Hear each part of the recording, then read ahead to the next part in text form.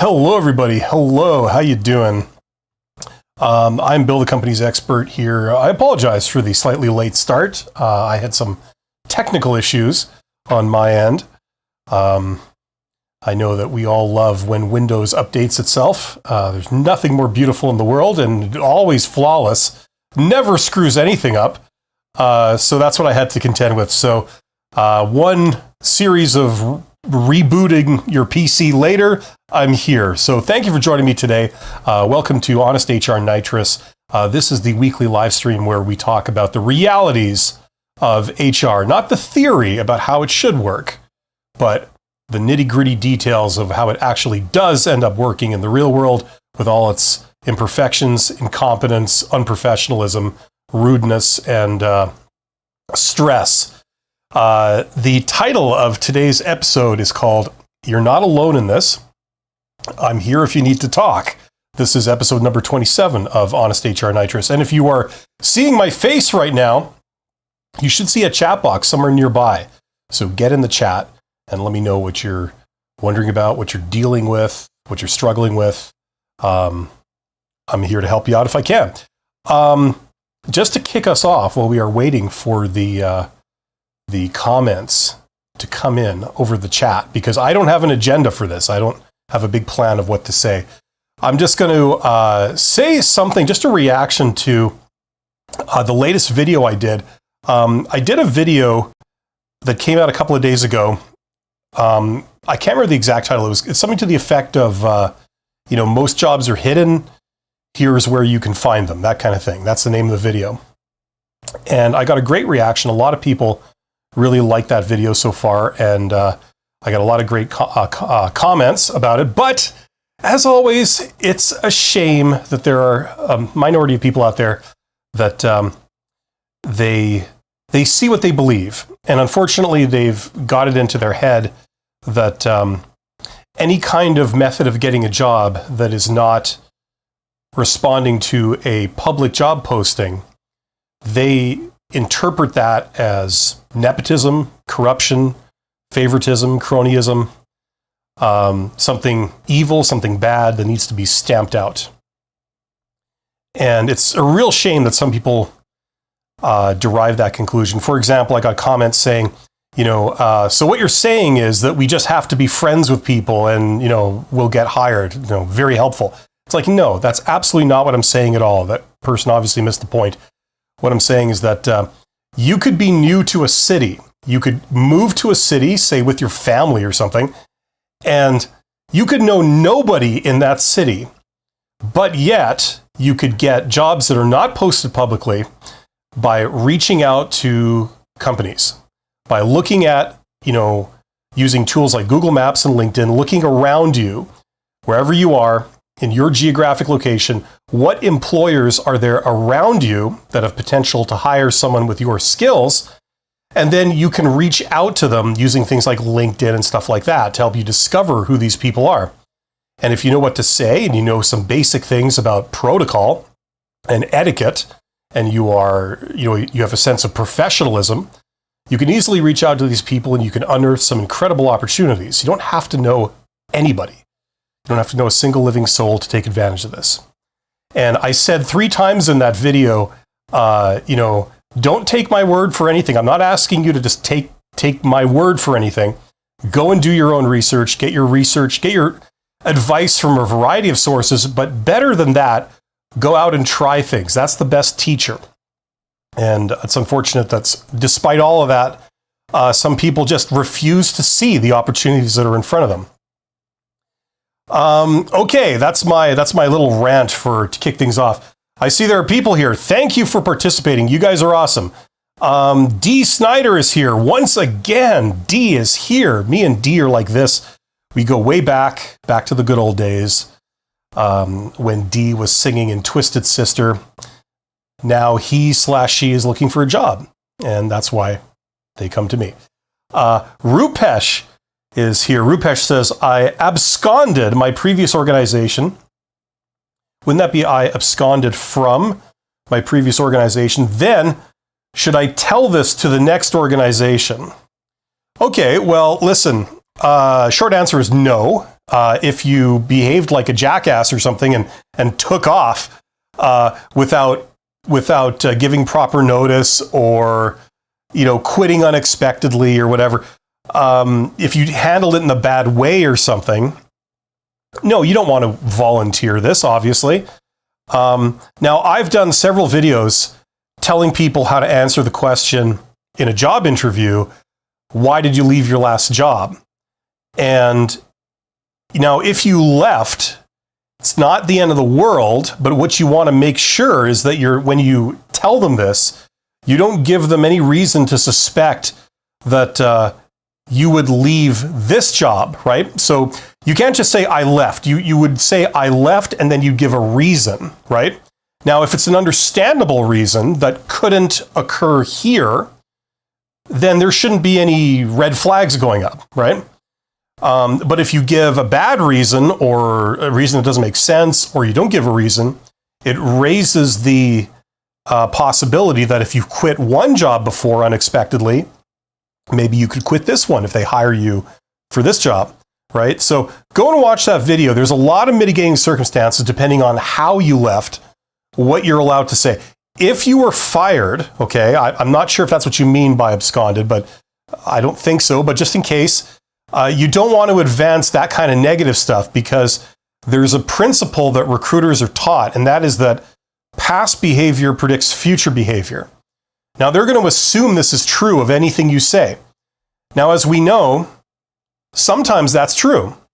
However, some other times it's false. People can learn, people can change. The whole idea of gaining experience presumably means that you learn better ways of doing things. So just because you did something one way in the past doesn't mean you're going to do it the same way again. That's the whole principle of, behind experience is good, right? So yet another contradiction in how recruiters think that you have to deal with. So the problem is, if you walk in there and they say, why did you leave your last job? And you say, oh, I was fired. As per this principle, they're going to conclude, okay, you're the type of person that gets fired from things. Therefore, if we hire you, you have a higher risk of needing to be fired from this job. Therefore, you're a high-risk candidate, right? So there's all these principles in place. So that's why you don't want to volunteer negative things that could recur, right? So in a nutshell, just to make this very long-winded, I don't know your details, but just a default sort of response for that situation would be to say, when they say, why did you leave your last job? You don't volunteer this until they ask you that direct question. And if they ask you the question, you say, well, I left.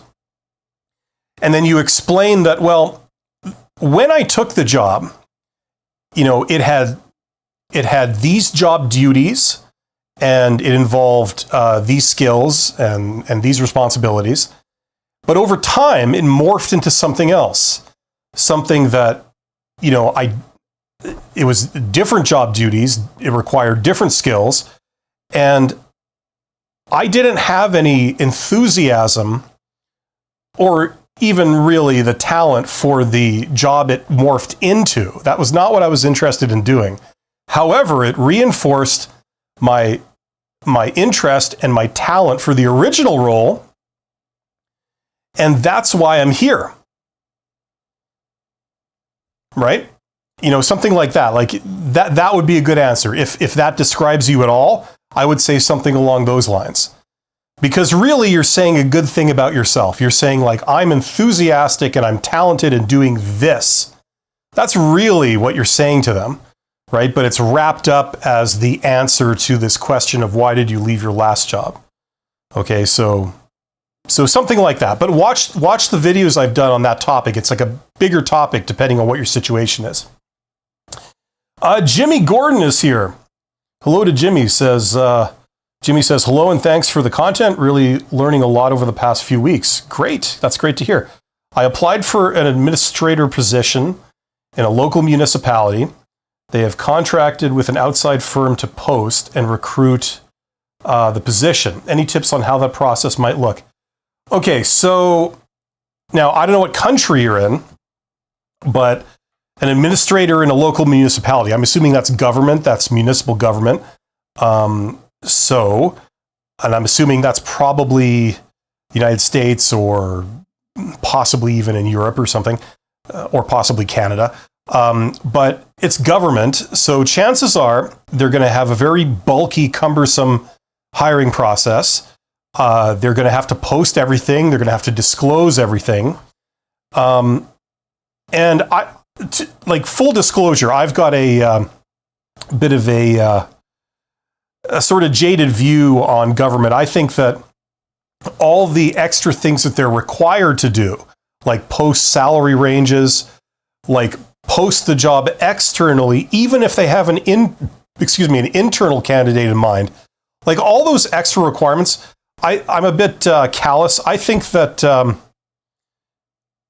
they still do whatever the hell they want to do. If they have an internal candidate in mind and they're hell-bent on hiring them, they're going to hire them. But it means they have to put on a bigger show to, dance to this dog and pony show that they're required to do. So they'll post it publicly. They'll canvass all these different people. And then at the end of the day, I believe that they just pretty much hire who the hell they want anyway, right? Most of the time. Obviously, there's going to be exceptions. That's just my opinion about it. You have to use very inclusive language and all this kind of stuff. There's all kinds of extra requirements there. So, look into that. I'm not an expert on getting hired in the government. I've never worked in the government myself, but I'm just looking at it from the outside. But all the other stuff applies. Like, people are people, and people like friendly people. They like cooperative people. They want to hire someone that when they say, I need you to do this, that person says, sure, no problem. Right? They don't want people that, will push back and it's like, yeah, but I'm going to need this and this and this. They like very accommodating, easygoing, easy to get along with people. Despite the fact that in government, you tend to find a lot of people who are the opposite of that compared with the private sector. And it's a direct consequence of the jobs being so stable. Once you're in, kind of thing. It's harder to get rid of people. Jimmy says, the time frame, should I expect initial interview or request from the outside firm or the local municipal government? As I said, it's going to be very cumbersome, so you could expect a long time frame. It's going to be on the longer side, okay? They'll have all kinds of hoops to jump through. A lot of these things, in general, tend to be decision by committees. So that means longer lead times to get everyone together and talk about it and stuff like that. So, it'll be on the longer side. Everything will take a little bit longer, all things being equal. Does that make sense, Jimmy? That's I know that's not super detailed and super helpful, but I mean, I'd just be guessing. If you could tell me, for example, the country you're in, that might even help. Oh, you just did. Okay, USA. Okay, yeah. So like everything I said applies, right? Rupesh says, thank you so much. You're welcome, Rupesh. Just Be Kind is here. Just Be Kind says, after submitting an online application, would calling the hiring manager or going in person to introduce yourself be a positive or negative interaction?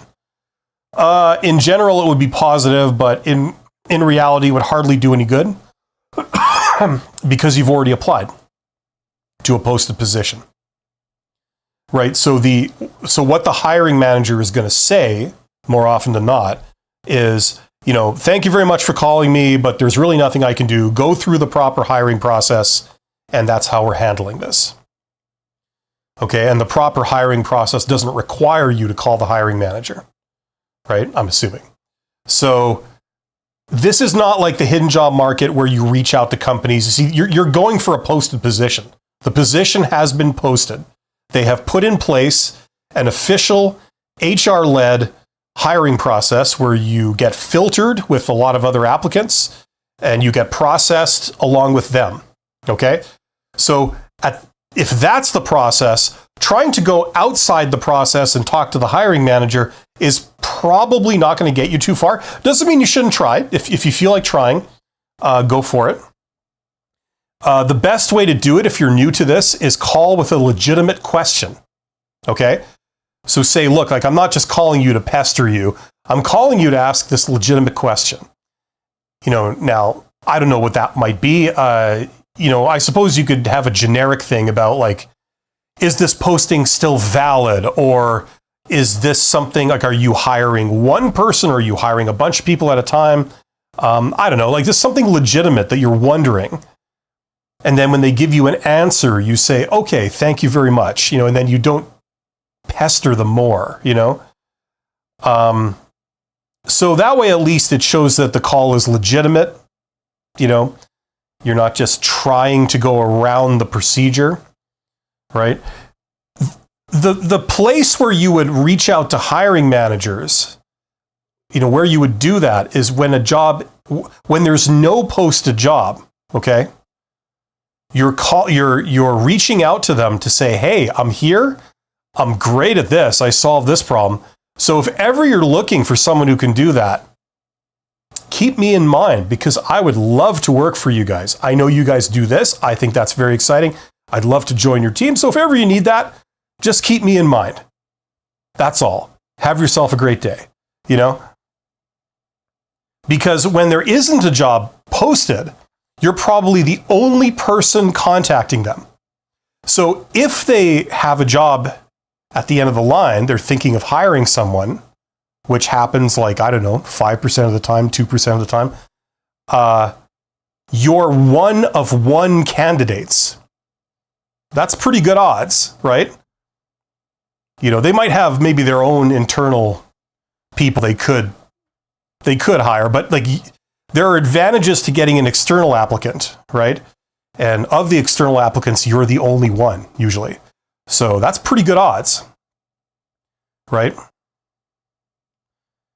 So if you did this to 100 people, you sent out 100 messages, odds are that 5 of them or 2 of them, somewhere in there, they're looking to hire someone like you right now, right? So that's where it has potential to go somewhere, because you just fell right in their lap. They were probably dreading having to post this job and then sit in round after round of job interviews and having to deal with a recruiter, which they don't like to deal with any more than you do. It's a necessary evil, just like they have to deal with an accountant. They don't particularly enjoy it, but they got to do it. And you just fell right in their lap. And you seem very professional, and you seem very personable, and you are showing initiative. You can, reach out to people and get things done. And if your message isn't, like, there isn't anything weird with your message, like you're saying something inappropriate or you're signaling that you got some weird personality issue or something, you make a good impression, right? So that's where that comes in. You don't do that when you're applying for a posted job and they've already hired the recruiter and they've already posted the job and they've set up this whole system to handle applicants, but you are trying to get around it. You're not conforming to what they've just put in place. So that's what you're walking into in this situation. Does that make sense? No harm in trying, but just don't expect, like, amazing things to happen. You do it on the off chance. Best of luck to you. Just be kind. And great name, by the way. Great handle. Gabriel says, hope I am not too late. Good day, everyone. Well, Gabriel, I was late too, so don't feel bad about anything. You are here on time. Jimmy Gordon says, thanks. You're welcome. And Just Be Kind says, okay, thanks for the help. Good advice. Good. Yes. Yeah, like, this is the thing. There are a lot of ways to get jobs. And I'd like to illustrate, like, if you're sort of, if you haven't seen my latest video where I talk about the hidden job market, like, the way I look at it, I mean, this is like gold. This is good news for everybody. Some people see it as bad news. I don't understand why. I really don't. This is good news. Do you feel optimistic if you are just responding to posted job ads? Maybe you do. Some people do. Some people get hired like that. But a lot of people, it doesn't feel very good, does it? It doesn't feel like it's going anywhere fast. That's because 80% of jobs are not posted. Let's look, since I'm on the topic and I'm not getting any more comments for the moment, let me do something that I kind of failed at a couple of days ago. I did an impromptu thing where I shared my screen and I went to ChatGPT and asked this question, and it gave me some false information. So, that happens with ChatGPT. That's fine. Let's do this. I'm just going to go to Google and do this. Let's see here. Okay. I'm going to move my microphone out of the way. They can get right up on the mic. Okay, let's see. So what percentage, here, let's do this, because I looked this up. They've got all this AI stuff now. Let's see. What percentage of jobs are advertised? Did you know that can you see this? Did you know that 85% of jobs available are never advertised? The vast majority of job seekers conduct a job search by looking for postings that are in their field, but what most job seekers fail to realize is that 85% of positions are available. I mean, I don't know where this is coming from. This is true. It's about 80%. Okay, we don't care about Canada. And it just dissolves into other things. What percentage of jobs are not posted? You see, now you talk to LinkedIn. Now, LinkedIn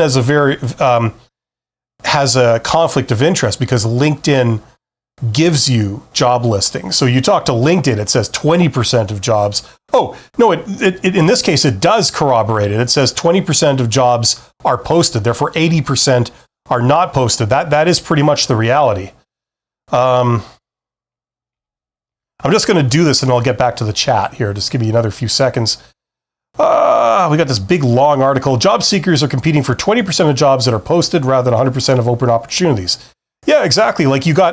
And then the other statistic that goes with this is that something like 80% of job seekers are competing for these 20% of the jobs. They're looking exclusively in the posted job market. So they're all competing for these little percentage of jobs that are posted, whereas the 80% of jobs that are not posted, you have much less people looking in that place. So it's like a double advantage. Let's get back to the chat here. There is no new chat. We got 25 people here. Get in the chat. Let me know your thoughts. So, part of the problem is that, what I've learned being on YouTube and talking about this is that it's a tough sell for some reason. A lot of people just flatly believe you're lying when you say this to them. It's like, like I always say, don't take my word for it. Go and find out.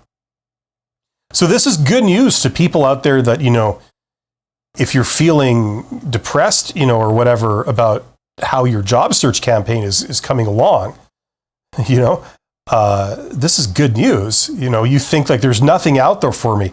There's a lot of stuff out there. Even in an economic downturn, a lot of times there's still a lot of things out there you can get.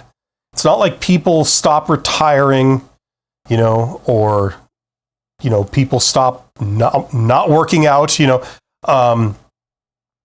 they're looking to replace people. They might not be growing and expanding like a ton, but there's still a lot of cycling, a lot of turnover among the labor force.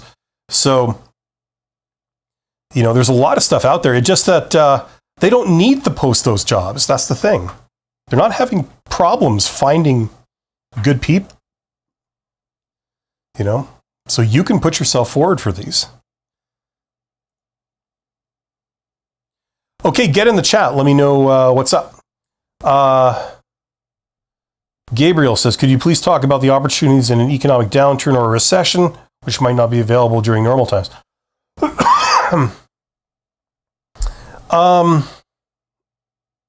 Okay, that's a very general question. I mean, I was just saying that, they are still hiring through that because, employees still retire, employees still get fired for performance issues or other issues, employees still quit and jump to a competitor.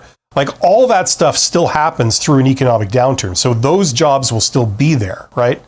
Now, many years ago, I did some stuff where I was looking to find a company that has a negative beta. Now, that's a term in finance. Like, see if you can understand this. When the stock market goes up by 10%, okay, let's just, or the economy, let's call it that. When the economy goes up 10%, your company goes up 10%. Like your sales go up 10%, or your profits go up 10%. When the economy goes down by 30%, there's like a downturn, your company's performance goes down by 30%, okay? Now, if that was true, you'd have a beta of 1, okay? So you closely follow the economy. If the economy is doing well, you're doing well. If the economy is doing bad, you're doing bad by the same proportion, right? Now, if you have a beta of 0.5, that means that if the economy goes up 20%, you go up 10%. If the economy goes down 20%, you go down 10%. So it's like you're 50%. You're still correlated, but you're 50%. Now, a negative beta would be you go in opposite direction. So imagine a company that makes like foreclosure signs or something like that. When the economy is really good, they're not doing a lot of business. But as soon as the economy tanks, they're doing a ton of business. So they have a negative beta. So the economy goes this way and they go that way and vice versa. They're doing this, right? Now, a lot of finance people would love to know about companies that have a perfectly negative beta because you invest in them and then that's a way you hedge your bets. You have some money in those companies and, it goes like, you've hedged your bets. You've got your bases covered. So whichever way the economy goes, you're doing fine. Now, it could also be a thing for like, you're wanting to get a job. Which companies are booming in an economic downturn, right? Maybe the foreclosure sign company is hiring a ton of people during an economic downturn because they've got so much business, they've got so much demand that they can't meet it all. They need more workers, right? So I could not find a perfectly negatively correlated beta. I couldn't. I found things that were close, but I couldn't find like a 1-to-1 beta, perfectly negative correlation. But what I'm saying is that there are some opportunities. It's going to vary by industry. When you ask this general question, the only real answer to this type of general question is that it does happen, but it varies. All I'm saying is that you can get hired during an economic downturn.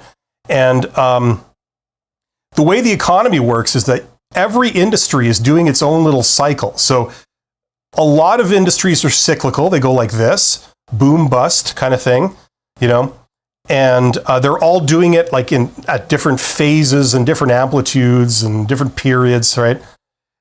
Some of them are not cyclical. Some of them just go up and they do weird random things, or they just crash, or they just hold steady. But a recession is when they all align together and they all go down together, right? Or most of them do. So the economy as a whole all goes down because all the different industries within it are all going down at the same time, right? Sometimes this is caused by like an external event, like, war breaks out somewhere around the world or something. Other times it's just coincidence that all the industries, their bust cycle all kind of lines up at once.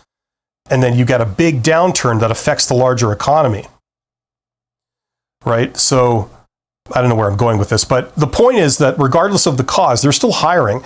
It's just that they're hiring less. So you can still get stuff. It's just if you know where to look. Now, if you're looking in the hidden job market where most people aren't looking, you have an advantage of getting these things first.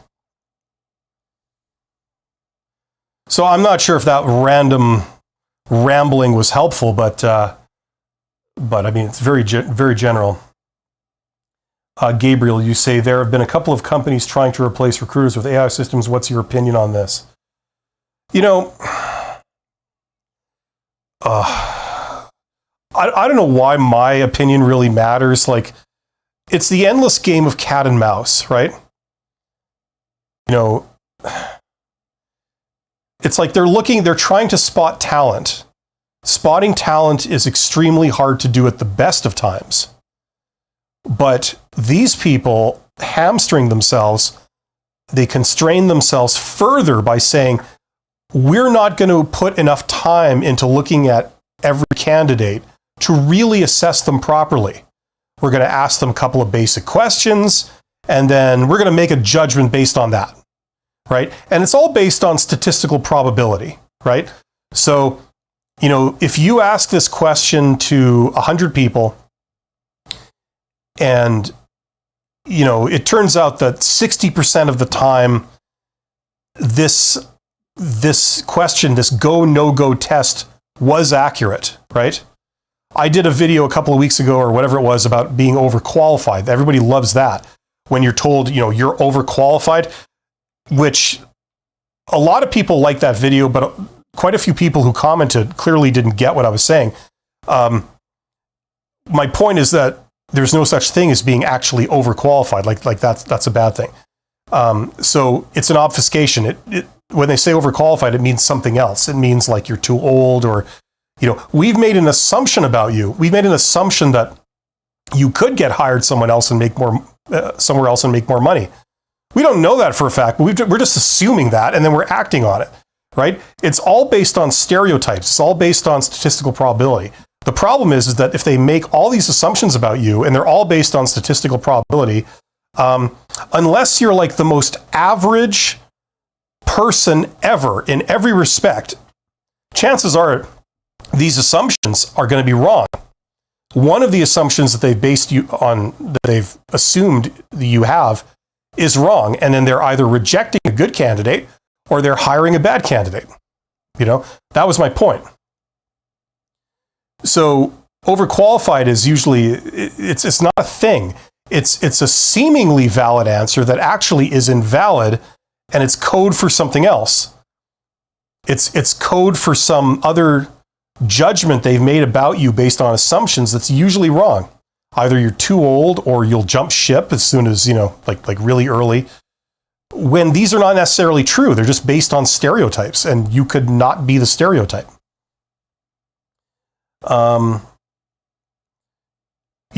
Spotting talent is very, very hard, and they're hamstringing themselves. The other thing that they're doing is they're hiring recruiters, and some of them are very good, but a lot of them really, really aren't. And it's because either they're very, very young and the recruiter is an entry-level position, or they're not training people on this. Even like what we know about how to spot talent, they're not training people on. So, it's all based on assumptions and heuristics, and it's just not very good. And so it's hard at the best of times. Now, some companies think that by putting AI in charge and just having an algorithm, like you take the human element out of it completely and you just have an algorithm. First of all, I don't think that will ever fly 100%, because at the end of the day, a hiring manager will want to approve any hire. They'll say like, no, you want to hire that? No, absolutely not. I want this one, right? They're going to have some say, because whoever you hire has to report to the hiring manager.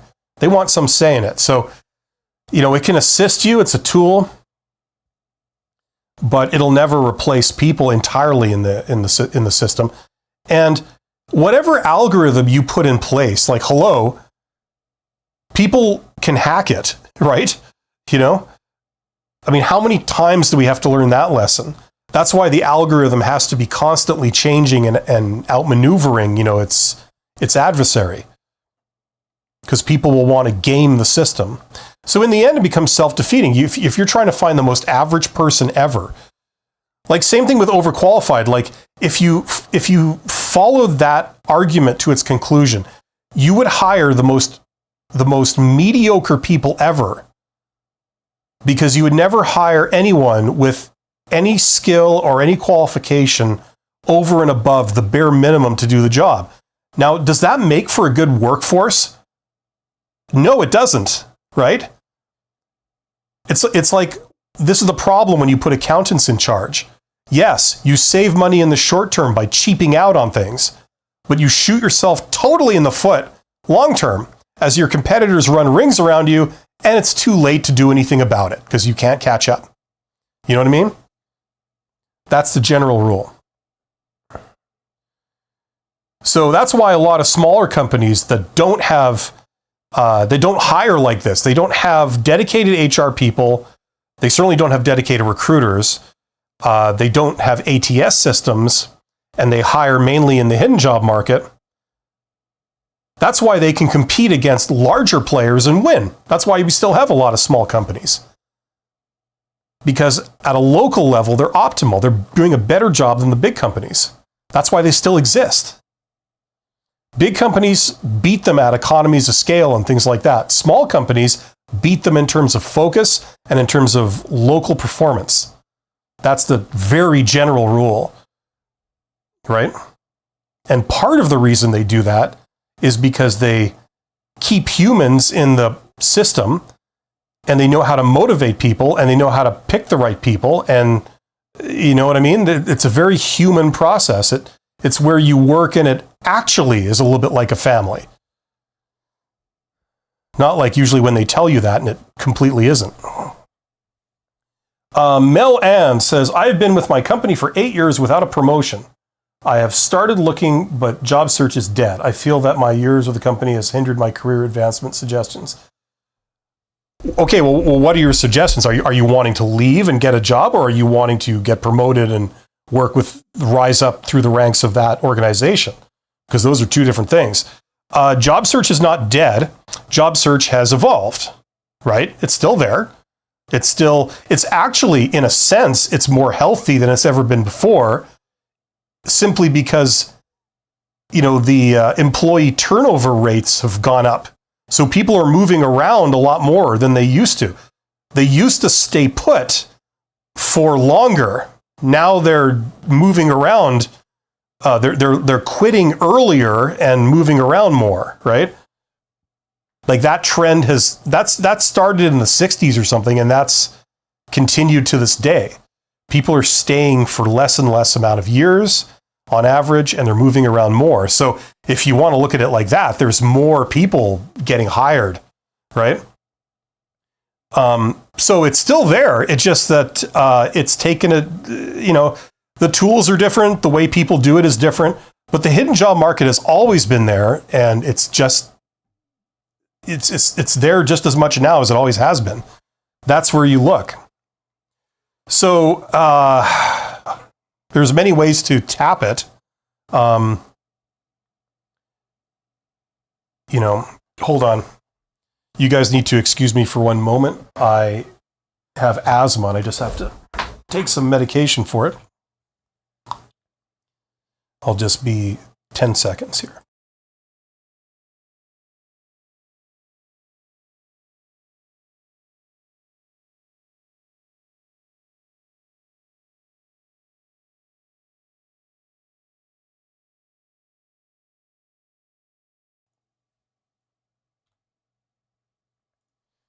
Okay. So I don't know if that was any help, Melan, but look, it's still alive and healthy. And whether your goal is to get promoted or it's to jump ship, that's going to depend on your circumstances. Maybe there are opportunities where you work, maybe there aren't. But regardless of whether they are there or not, you need to move forward. Like if you've been in the same position for 8 years and you're relatively young and you're ambitious and you want to go places, you need to go where the demand is. So if they're not willing to promote you in your current role, you need to find a place that will, right? Now, a common way to do that is to stay within your industry and maybe move to a competitor, right? So let's say you're a worker and you want to be a supervisor, okay? Or you're a supervisor and you want to be a manager, whatever. Your company doesn't have any opportunities in that higher role right now. If you've been waiting 8 years, presumably it would have shown up by now. But you're tired of waiting. So maybe a competitor is hiring in that supervisor role or that manager role, right? In which case, it would be a logical move, right? You're moving up, but you're just not moving up at your current organization. Okay, you're still moving into the role that is logical for you, but it's just with a different organization. That would be a common thing to do. Now if you're in that industry, I don't know what your role is. Sometimes you can, create a bit of a reputation for yourself within that industry, like on a local level. You become a thought leader about that industry. You put yourself out there. I don't know if your company sends you to events like trade shows or, any kind of meetings or any kind of other interaction with the other players in that industry. You volunteer for that kind of stuff. You get a bit more visible. You start rubbing elbows with your counterparts at other companies, whether they're competitors or suppliers or whatever. And you can leverage that, to see if there's any jobs there on the hidden job market. That would be a very common thing to do, right? Just by talking to people and by having relationships with different people, you can find out about this stuff.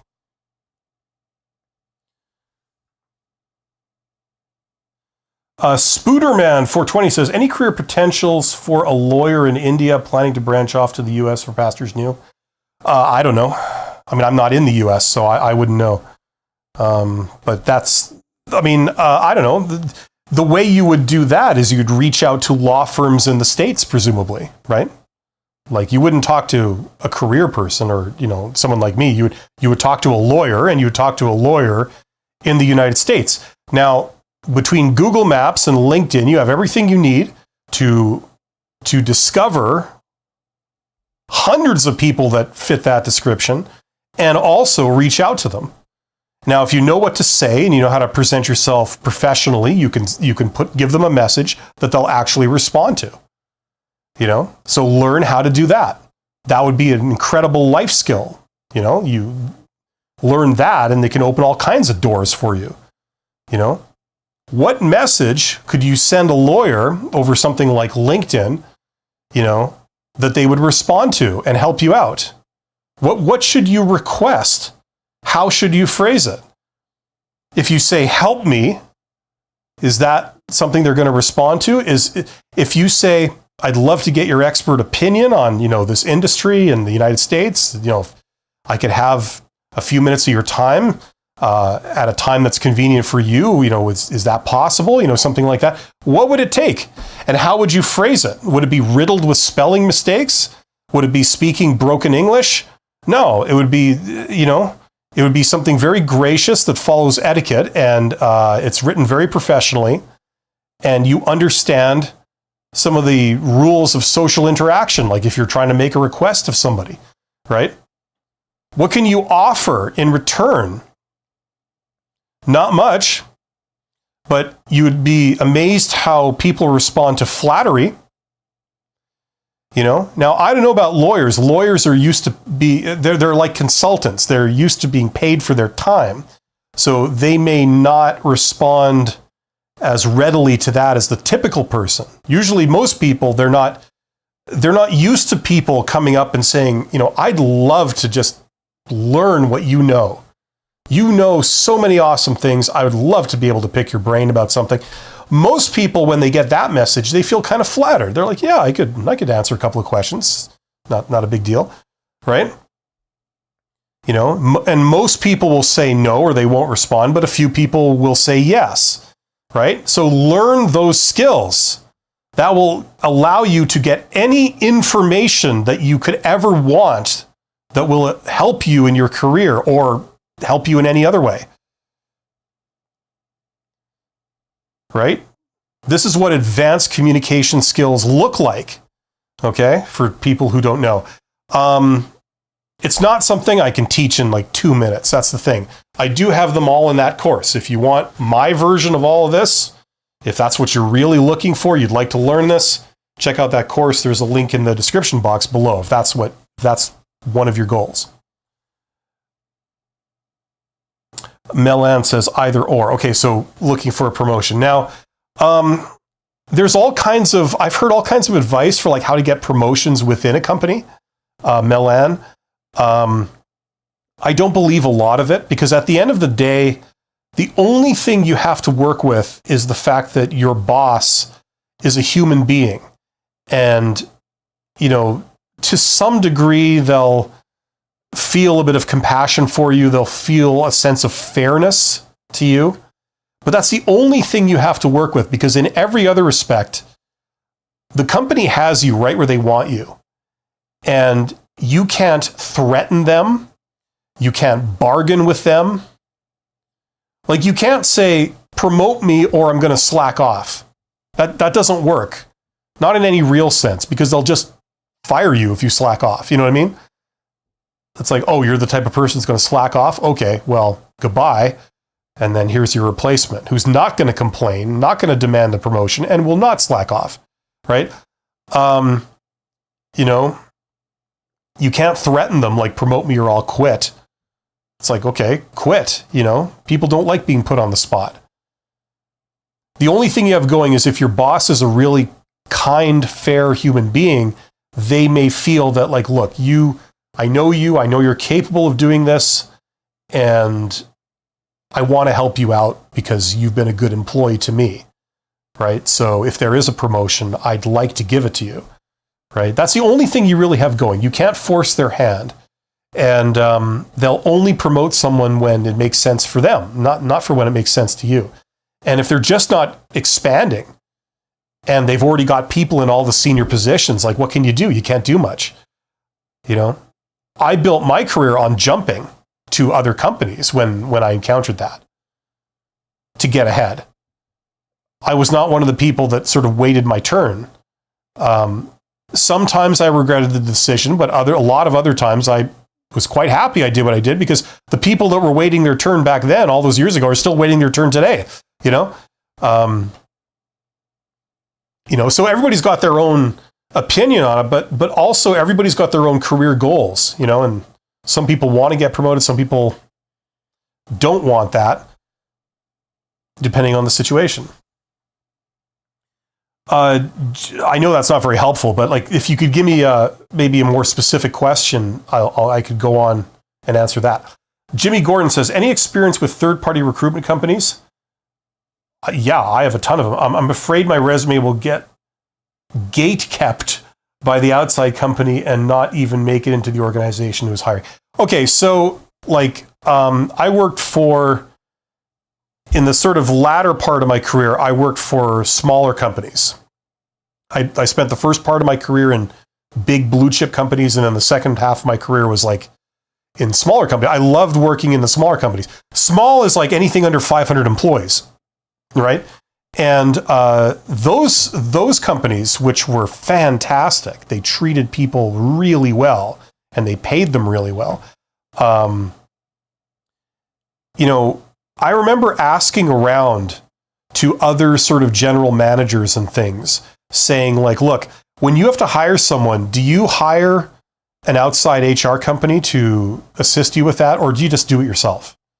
Because like, I could do both. I really don't know. And I've hired some outside HR companies to post a position, and I've done it myself sometimes. And the consensus for me, when I first asked around all these managers, it came back like 50-50. Some people said, yeah, and I use them. They're not great, but at least it takes a lot of the grunt work off you, so you don't have to do it, which is good. But the flip side is that there's disadvantages of using them. They tend to not give a crap a lot of the time. They just hire whoever. And if that person doesn't work out, there's no guarantees. They've got their money and they're gone. So they don't really care about coming back and, living up to their guarantees that if they recommend someone and that person doesn't work out, they'll find a replacement free of charge and all this kind of stuff. So that's what people told me. And I've had good and bad experiences with them. The recruiter works on behalf of the hiring manager. In smaller companies, the hiring manager is the boss, and the recruiter works for an independent HR company. They're contracted to help find a fully qualified person that works out. That's why you hire them, and so that they take all the grunt work of like reading resumes and doing initial screenings. They do all of that, And then they only involve the hiring manager in maybe the second round of interviews where like, these are our finalists. Now, which one would you prefer to hire? You know, that's when the HR manager comes in. But it's work for them too, because they have to write job descriptions and think of qualifications and, you know, like this kind of stuff. If you're just doing stuff on the hidden job market, you don't have to worry about any of that stuff. You ask the person a few questions, you see if you get along, you see if they know their stuff, and then you can give them a chance. You know, so I've done both, and it can go both ways. Like sometimes you get really good companies and sometimes you really don't. If it's a small company that's hiring, the recruitment company won't care as much. You know, just like a contractor who's, I don't know, doing a roof for like a homeowner. You know, they don't really care too much about whether they do a great job or not. Just a homeowner. You annoy the homeowner, they don't hire you ever again. Who cares? They were not going to hire you again to do another roof anyway, so what's the big deal? But if they're working for a big, you know, contractor or something, then they'll care. Because if they piss off that contractor, they could not get any more work from that contractor and it would be bad for them. So, you know what I mean? So if it's a small company, then the recruitment company would, you know, maybe not care that much. You know? So, I mean, that's been my experiences with it for what that's worth. You know, and what I mean by don't care is that like the people they select are, you know, they approach being randomly selected. You know what I mean? Like it's not something they spend a lot of time on. Just, yeah, whatever, you work, I'll pick you. You know? So once again, I don't know if that really matters from the perspective of the candidate, but that's just what's going on behind the scenes. Spoonderman, he says you've been very helpful. Thank you. Well, that's great. I feel like I've just been rambling incoherently today, so I'm glad you got something out of it. Yeah, you know, I chose the title of today's live stream with the intention of doing more of the, like, I don't want to say therapy, but more of the psychology behind job search. You know, not that that's my background, but it's something that I've had experience with. And I know there's a lot of people out there that are dealing with that. Like it's a big concern, you know, whether it's depression or this feeling of, you know, hopelessness or the feeling of like confusion, like I don't know what to do. And that's causing me anxiety, you know, like I don't know which direction to go in, you know, I don't know what there is that I could do or how to do it. And that in itself is causing me anxiety, you know? I know there's a lot of people that are just not prepared for this stuff. Like they were not taught the realities of this stuff properly, whether that was in school, like in high school or something, or it was in any kind of post-secondary schooling, like, you know, university or college or trade school. Nobody taught them about how this stuff works, you know? Like, how do you get hired for some construction jobs? You show up. They need like casual labor that day on a construction site. You just show up. First come, first serve. Right? You know, like that's a very, very basic form of the hidden job market. They're not posting it, you know? Or, you know, networking, right? You just show up and because you're there, because you showed up, you get the job.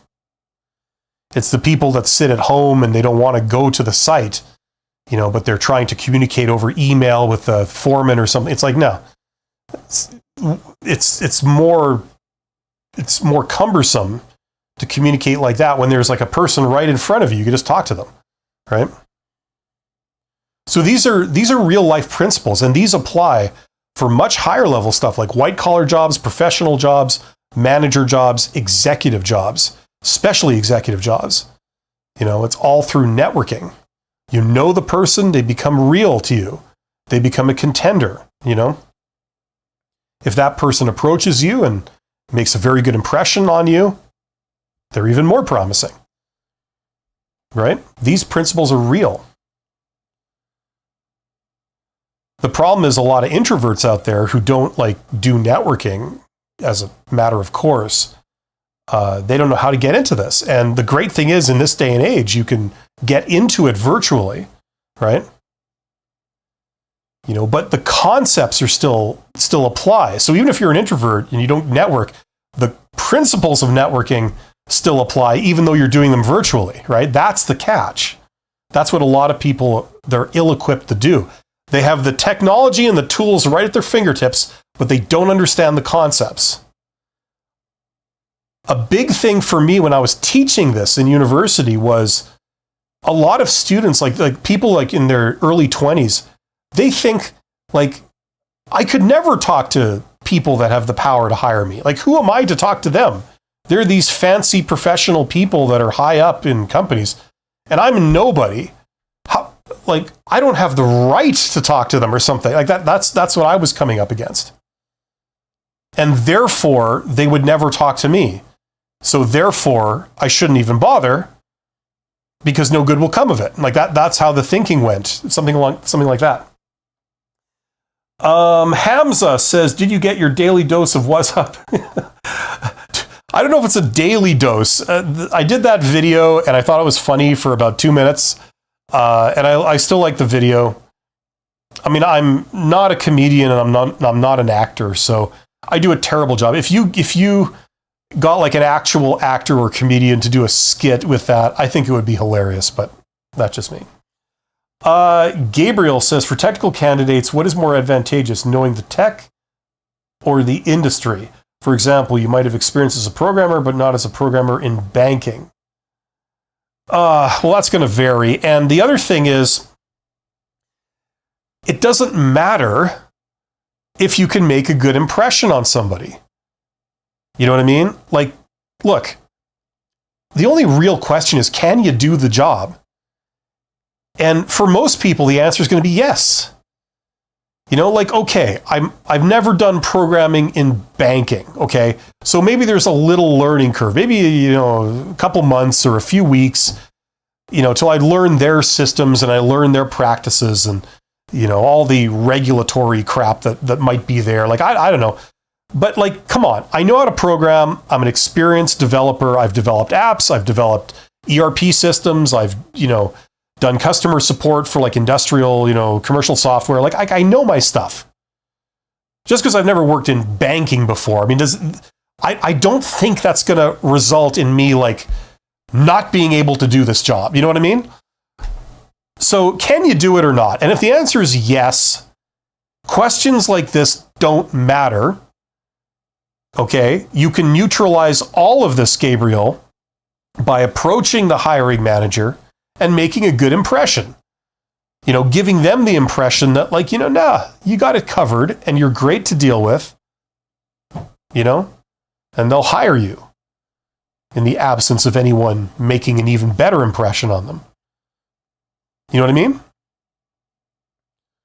It's like these questions are bullshit, and they're the reason why we wonder about crap like this is because we've got recruiters falsely convincing us that this is like a real thing. It's like a real issue, right? Like for example, let's say, you are an aircraft maintenance technician. You work on fighter jets. You fix them, right? Now, you've worked for 10 years repairing fighter jet aircraft at air bases, on land. And then you apply for a job where you have to do this on an aircraft carrier. Okay? So like, okay, you're still working on the same equipment. You're working on these fighter jets, only this time, instead of being on land, they're on an aircraft carrier. Now, yes, there's probably a little bit of a learning curve to learn when you're operating on an aircraft carrier. Like there's rules and safety things and stuff that are different. So yes, but like, can you do the job? Of course. Within 3 weeks, you'll learn the rules and the peculiarities of how you operate on an aircraft carrier. When this alarm goes off, that means this. And when that alarm goes off, it means you got to run over there. You can figure that out within a couple of weeks, and then you can just do your job. You know what I mean? But recruiters have people thinking like, oh no, if you've never worked on an aircraft carrier before, how could you possibly know what to do? It's because they're can't do type people who don't understand the jobs that they're recruiting for. So to them, these seem like major hurdles, when to someone who's actually understands this work, they know that it's trivia, it's details, you know? You know what I mean? Like, you can ask these kinds of questions ad nauseum. You could say like, okay, you're a fully qualified medical doctor. Okay, fair enough, right? Oh, and you are a surgeon. You are a brain surgeon. Okay, great, excellent. But have you ever worked in India before? Ah, you see there? How could you possibly know what to do for this brain surgery job in India? It's like, it's stupid. Just stupid, you know? Presumably, somebody who has the brains and the work ethic and the memory to get qualified as a doctor and a surgeon and a brain surgeon would be able to overcome the idiosyncrasies of doing that in India. You know what I mean? You know what I'm saying? But you try and convince a recruiter of this, it'll probably be a pretty tall order. You know? At least that's what I've seen. Okay, now, hey, this is a big world. Everything happens some of the time, but that's been my experiences. That's what I've noticed in some of these people. You know, they'll always throw up some hypothetical thing. And the problem is, it's like, if somebody brings up an objection like this in a job interview, how do you disprove them in a job interview? The only way to really disprove them would be to show them, look, I've done it. But in the absence of that, how would you convince them it's not going to be a problem? You know? It's like, you can't. You have to think of some fancy, seemingly logical argument to, like, you know, illustrate that you can. But at the end of the day, you can't prove anything. So if this person just believes that, like, well, moving to India and doing it in India is just too hard, you know what I mean? Like, even if they're completely wrong, which they usually are, there's nothing you can say to convince them. That's why it's best to go to the hiring manager, which would presumably be the person that the surgeons report to. So the head of surgery at a hospital in India, you talk to that person. Let's say you can communicate well. They like you. They see you know your stuff. You know what I mean? They would just say, yeah, you seem like you could hack it. You've done brain surgery in the United States or in Canada or in the EU or whatever. Yeah, you could probably do this. You know, we have no communication issues. So, yeah. You know, that's why I would if I was a candidate, I'd want to stop talking to recruiters and talk exclusively to hiring managers. Because then you can talk shop and then they can see your worth, instead of throwing up stupid questions like this, which aren't even a thing. So I don't want to go too hard on you, Gabriel. You're asking a very good question, but this is the example of something that I think is very negative. You know, if you know your stuff, you're going to be fine. You know, there's going to be a learning curve wherever you work, and a lot of things are just like, within a couple of weeks, you got it down. You know, it's not this big deal that everybody thinks it is. Everybody being people who don't actually do it. Hamza says, I came late. What are you guys talking about? Pretty much everything under the sun, Hamza. If you have a question or a comment or anything you're dealing with, just blurt it out in the chat and I'll respond to it. Scott L. says, the company I worked for 26 years was dissolved a year ago and I feel the struggle. I've been networking and applying for 10 months with no success so far. I'm sorry to hear that, Scott. Make sure you're doing the right things.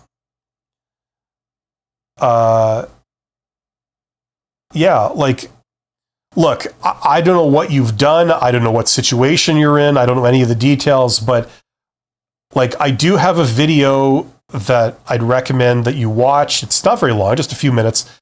It's in the description box of this live stream. There's a link to it, and it's called How Successful People Get Jobs. Check out that video. See if that gives you any ideas, okay? I know you said you've been networking, but see if that video gives you ideas for like the type of networking that you could do and whether it makes sense for you to do it. I would assume it would make sense for you to do it. It makes sense for practically everyone to do that kind of networking. But check it out and let's see where that leads you. Gabriel says, yeah, you are right. I also had a very bad problem with that. Recruiters want you to have X years of experience in tech, but you have X years in tech Y, and both techs are busy. Yeah, I know. It's stupid. It's stupid. It's like, this is the thing. There's always going to be like some question they'll throw up at you, and it's unknowable and unprovable. And it's asked from the perspective of people who are can't do people. They always see like little things like this as insurmountable, you know?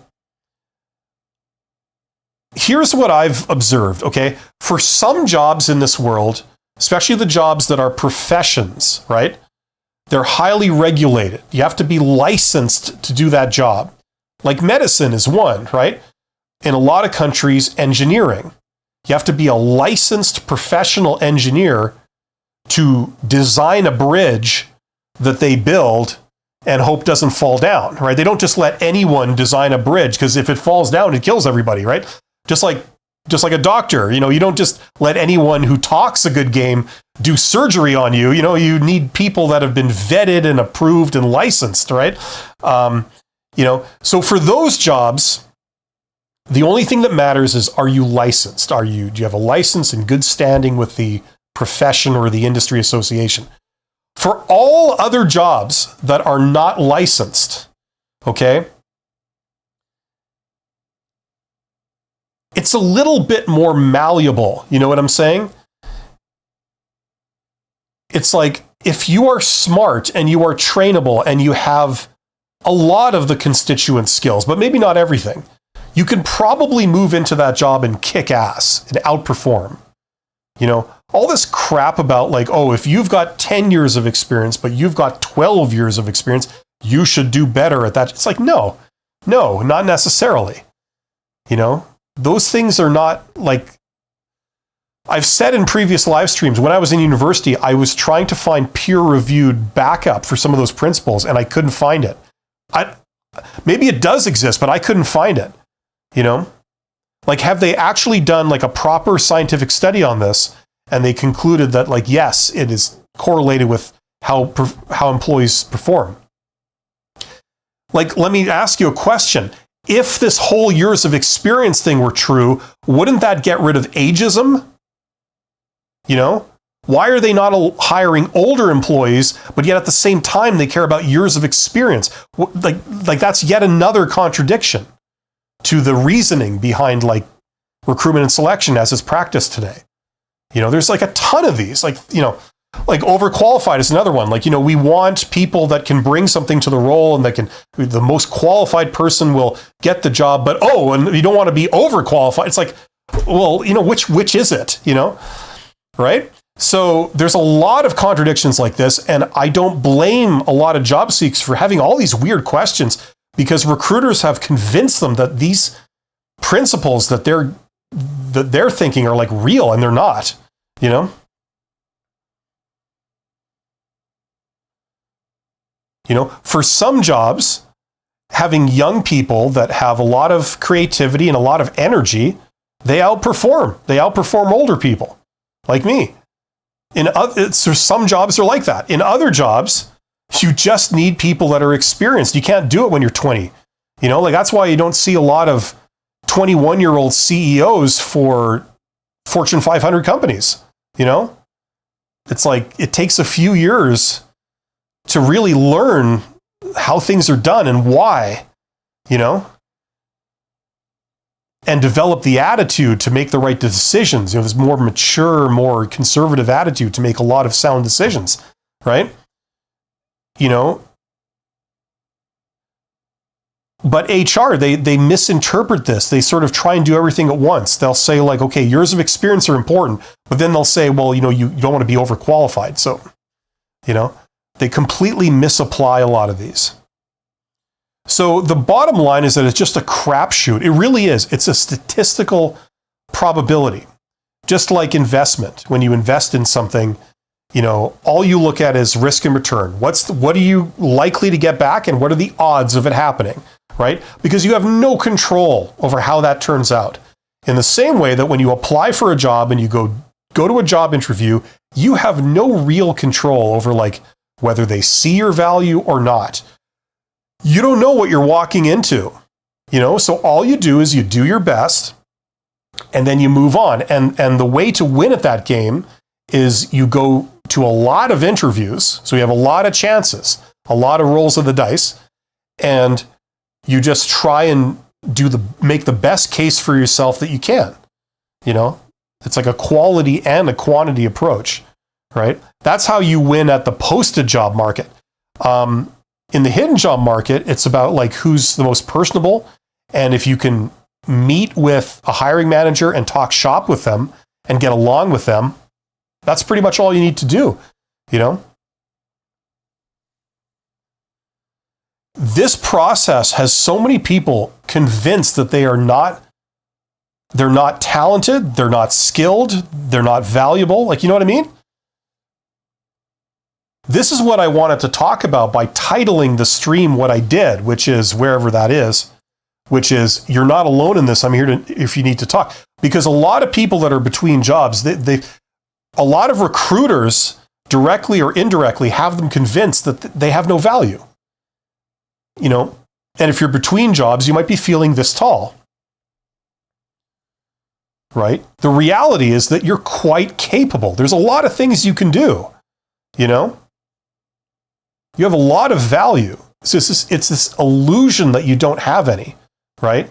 And it doesn't help when you get asked stupid questions like this and you get evaluated in this like ridiculous way. You know what I mean? In all fairness to recruiters, the problem that they have is that they have one vacancy and you got many people applying for it, If you got 500 people applying for one job, 499 have to go away with a no. Now, it's not that there was anything wrong with those 499 people. They could all have been perfectly qualified to do the job. And you don't know what their selection process was. Sometimes they just proverbial throw a dice because they're talking to all these people that could do the job. And a lot of them are very personable and very professional. So you're not eliminated for cause. It's just that they can only give it to one person. So it's almost like a random, roll of the dice, whether you get it or not. But when people get a no, they get rejected, they infer that, oh, I'm not good enough. I'm no good, and that's not the case. And you can't start thinking like that because it's an illusion. As long as you can like tie your shoes or whatever, you can do something, You are valuable. You can help.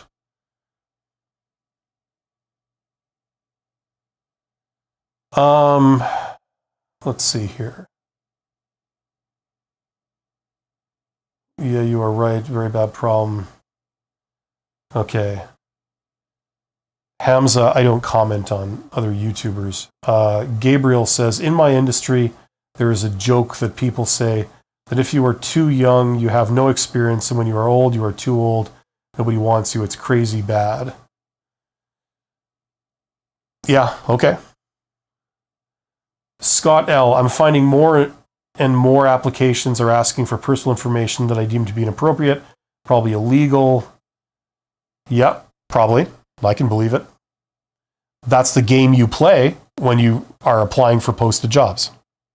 So if you want them to hire you, you got to dance to their tune, right? So, I wouldn't play that game. That's my recommendation to people. I would go for the hidden jobs. Would the overqualified comment be related to yourself going above the role interviewed for, or that you would have ego around office because beneath your qualifications? What? Would the overqualified comment be related to yourself, like me, going above the role interviewed for, or that you would have ego around the office because beneath your qualifications? Well, did you watch? Like, I literally just did a video on that. Like, it's my second last video or something. Maybe go watch that video to see what I think about overqualified, because I'd just be repeating myself here. Yeah. Anyway,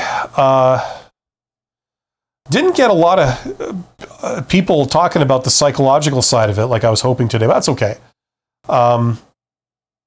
You have a lot of value. That's what I want to get out to people. There's an aspect to job search, and I know this from having been in it many years ago. It's like a really depressing and stressful process. You talk to a bunch of recruiters. Some of them are very rude. Some of them are very unprofessional, but they succeed in like convincing you that you're not good or you're not nearly as good as you think you are at everything. That's how I was made to feel many years ago. Every time I've dealt with recruiters as a candidate, which was like many years ago, that's how I'd always consistently feel. And I've since learned that that's much more universal than I thought it was at the time. And that begs the question, like, why is that the case? Why are recruiters sort of giving everyone this impression? And I know there's a lot of bad ones out there that just don't have a clue what they're doing, or they're on a little bit of a power trip. They have the authority to hire or not hire people. And, that kind of goes to their head. You get all these people trying to be ingratiating to them and stuff, and they get used to that and they abuse it, and they don't act very graciously. There are some great ones out there that really do a good job and they're really personable. Those are the ones that end up being snapped up to be like executive recruiters and stuff like that. But I just don't understand it. There's a lot of incompetent people in that profession that really, project their their hang-ups on everyone. And it leads a lot of younger people, especially younger people, like just get the wrong impression of themselves and of the world and of their value. It's really weird. Like, I wish I could go back to myself at age 21 and I know it's a cliche, but you almost just want to wake yourself up and convince your younger self that your view of the world is not accurate. It doesn't work the way you think it does. It's not that you got it wrong. It's just that people either haven't told you, they haven't trained you well, or they've misled you. And I found a lot of people in the educational system talking off the top of their head about stuff that they had no experience with, no knowledge of, but telling it to you like it was a fact. I was burned on that a couple of times in my life when I was younger, and I know a lot of other people have experienced that too. And this is a common area. They don't teach you anything about networking. It's like networking is this all important thing. If you're an introvert and you have all this value, but you can't tell anyone about it, you can't show anyone, you can't make anyone else understand that you have these capabilities or this value, and you make a very bad first impression on everyone, what good does it do you? Nobody's going to give you a chance. It's tragic. That's why maybe they should teach introverts and technical people, at least to respect this. Forgetting about skills in it, the first step is just to realize it's a thing and realize it's an important thing, because a lot of technical people, like in my vein, I was trained as an engineer. I spent my life around introverts and technical people. It's like some of those people, they're not going nearly as far as they deserve to go in life because of things like this. They don't understand how to get the word out about themselves or to make a good first impression. That was somehow neglected in their education, either from their parents or from their school or from anywhere else, And it's terrible. And as you can tell, I got a bit of a chip on my shoulder about this. I think it's terribly tragic. Let's see here.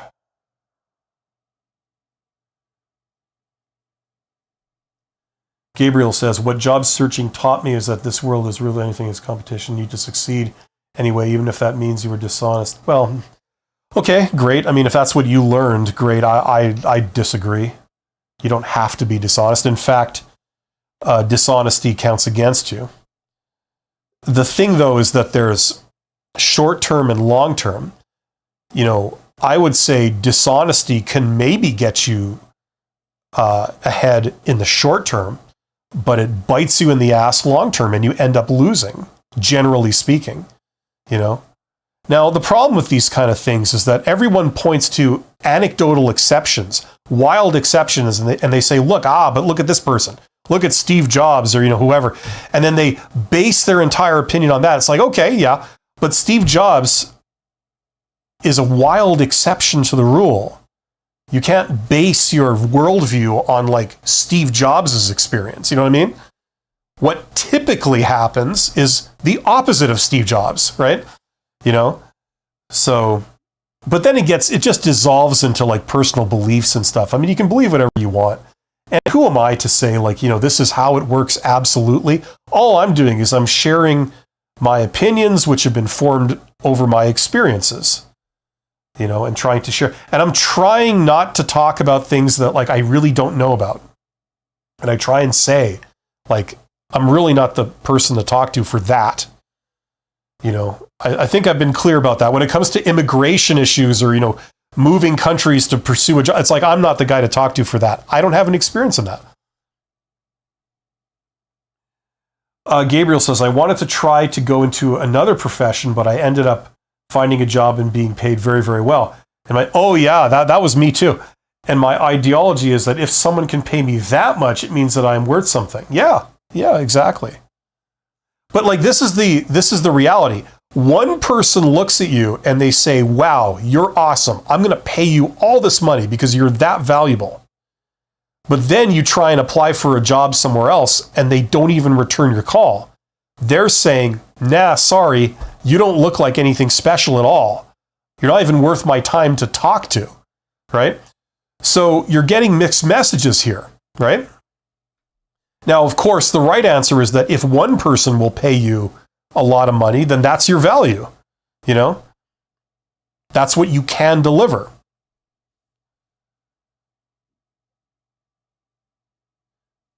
Botund Kuti says, I totally agree with what you've been talking about. I'm not looking for a job now, fortunately, but I've had a lot of frustrations trying to do a career switch. Yeah, you can't switch career. Generally speaking, you can't switch careers by going through a recruiter.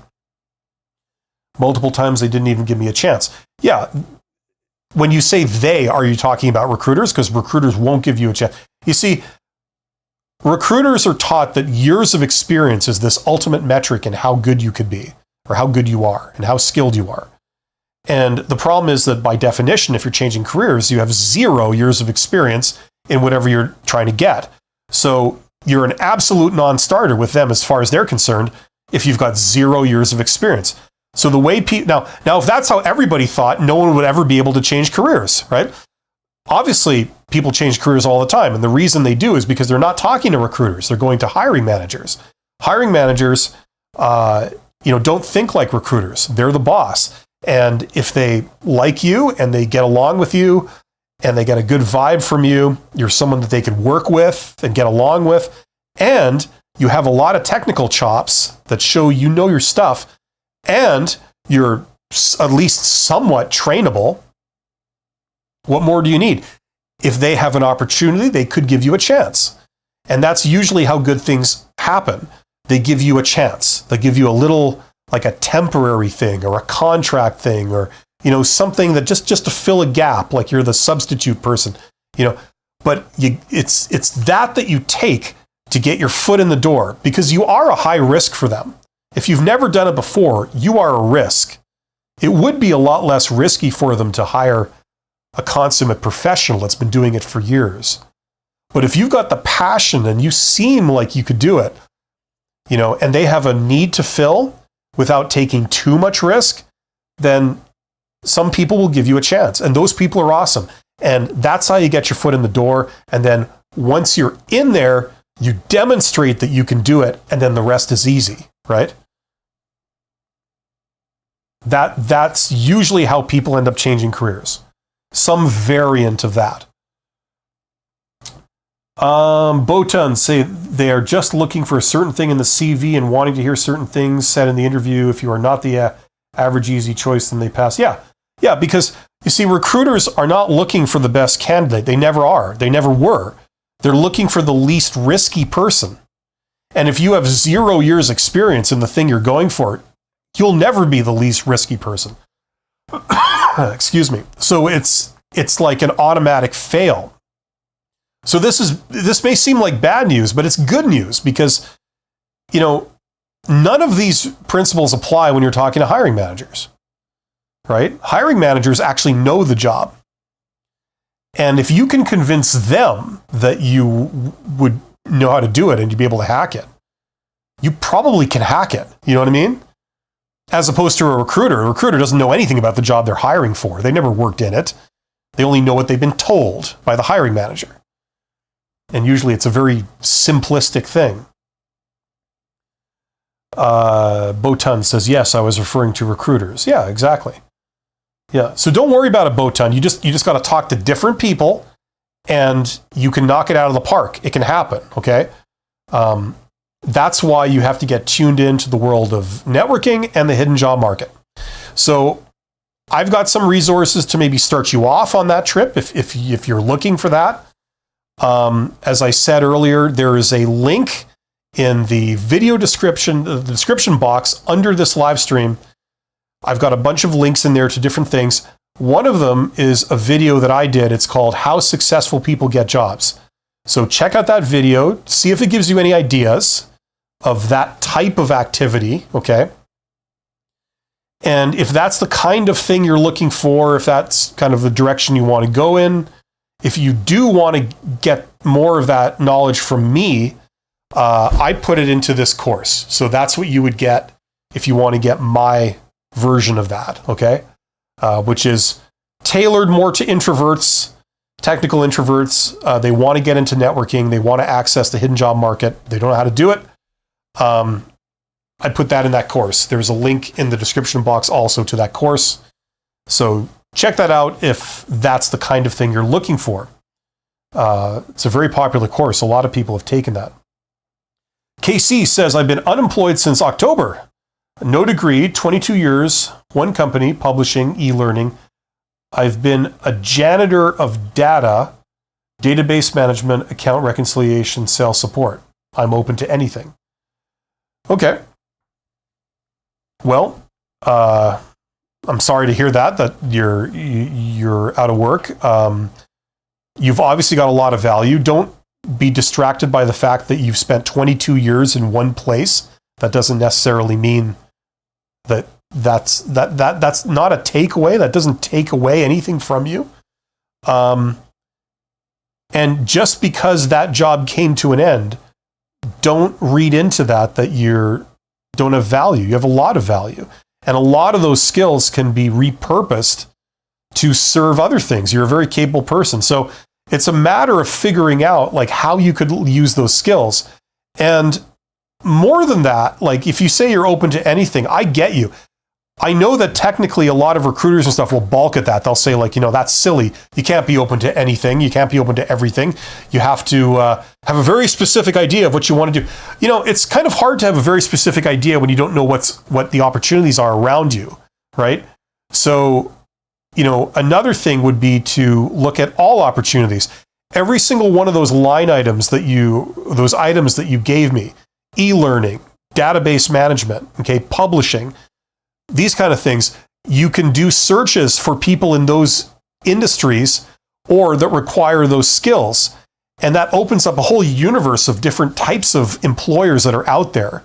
And, you can reach out to all those employers. That's like hundreds and hundreds and hundreds and hundreds of people just within a very small geographic region around you, on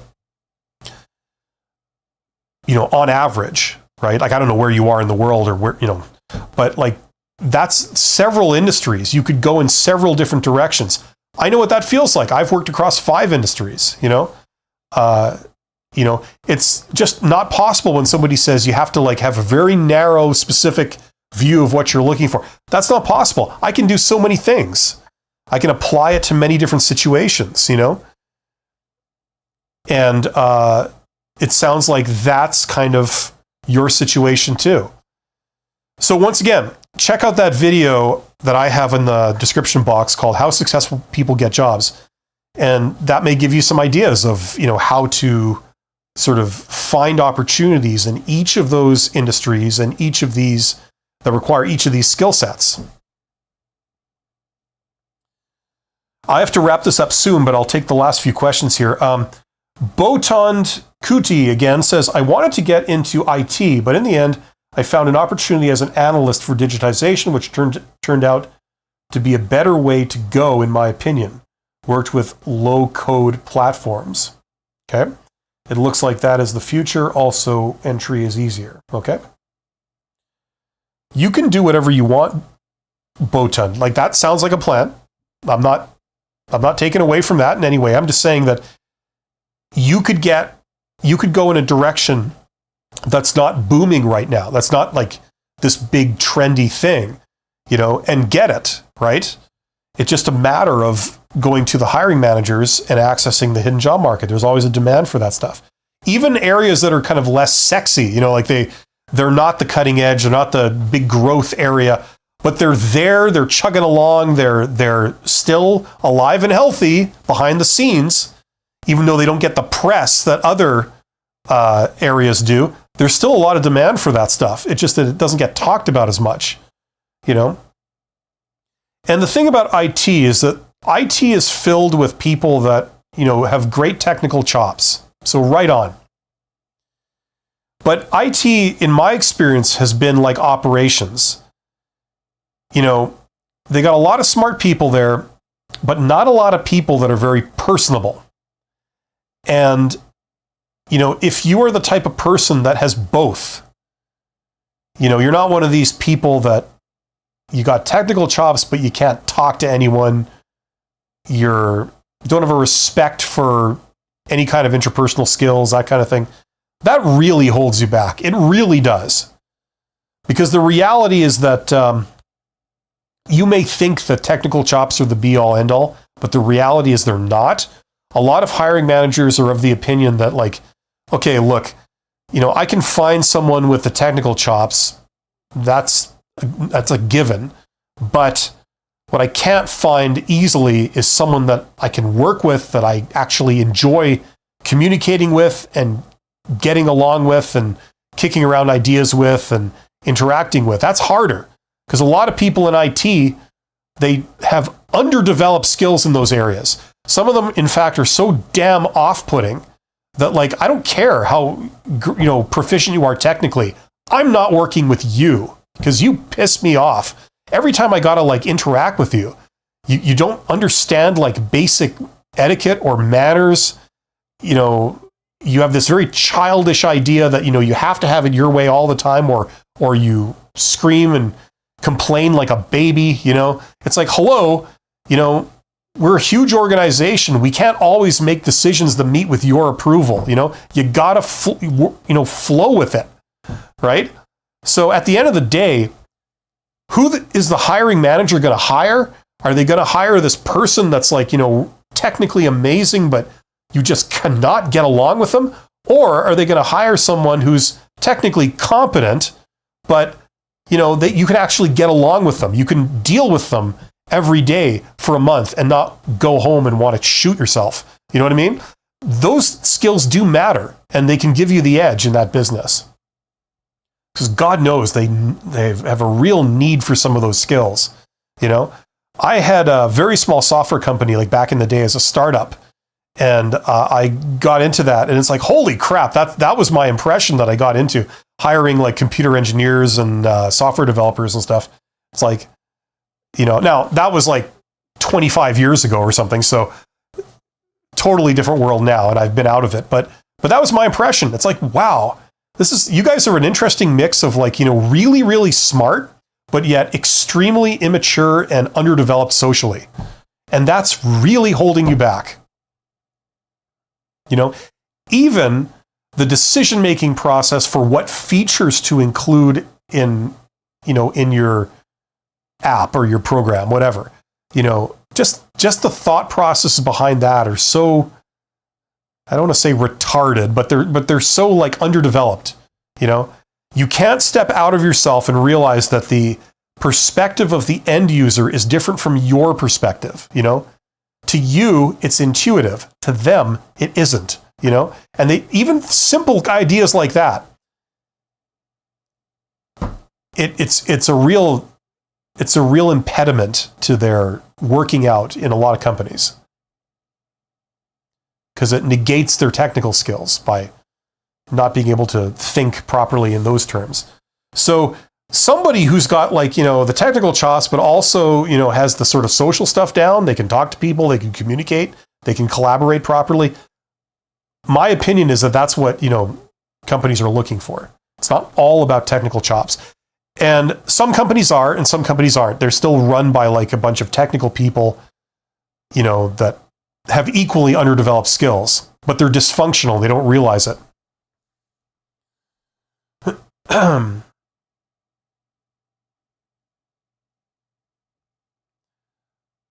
Chris says, I'm 54 years old, lost my job of 11 years about 2 years ago. Feel like when I search for a job online now, I become exhausted fast.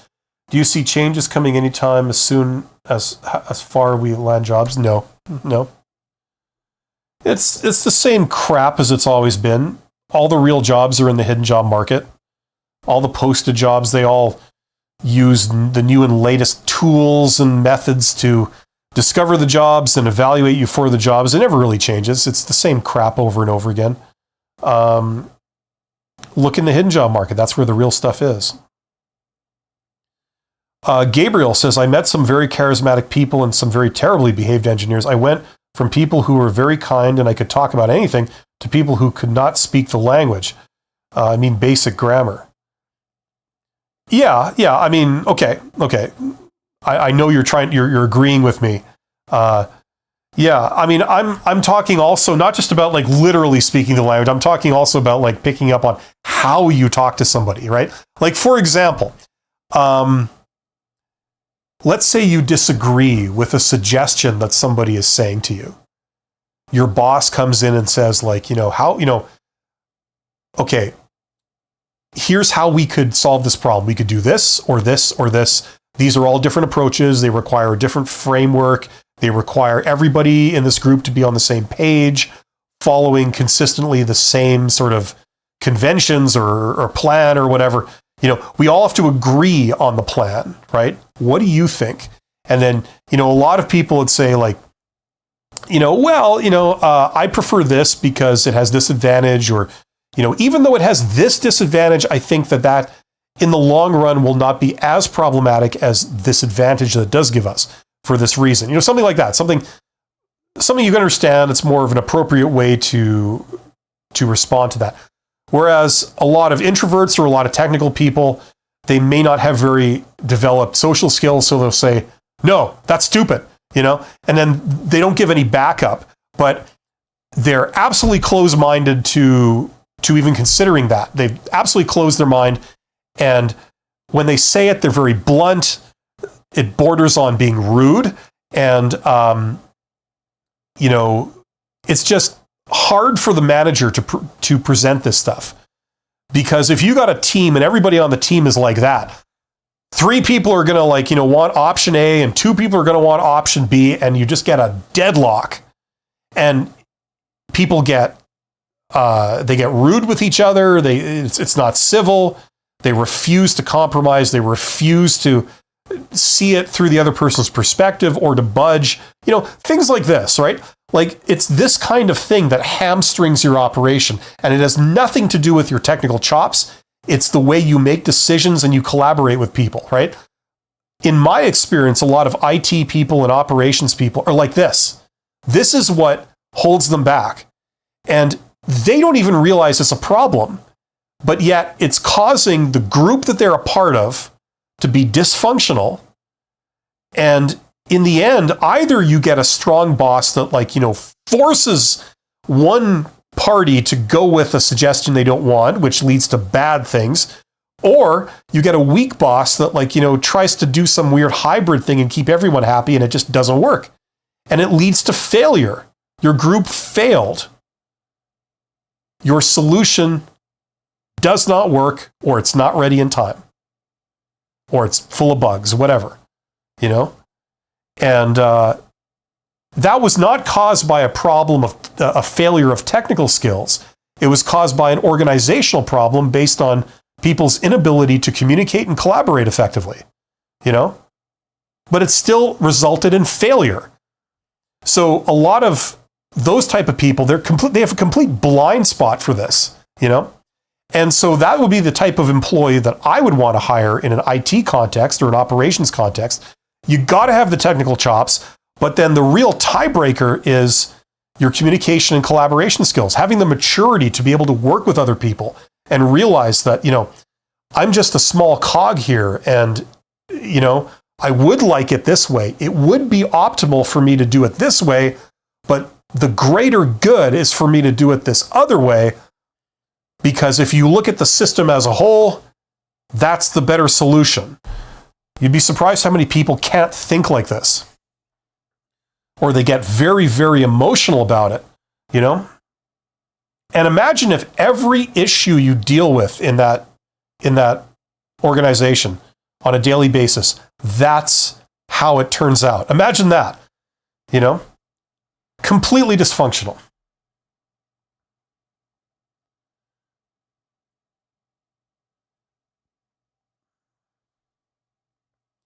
KC says, I've applied to a software developer, 3D healthcare. It's the perfect fit, awaiting response.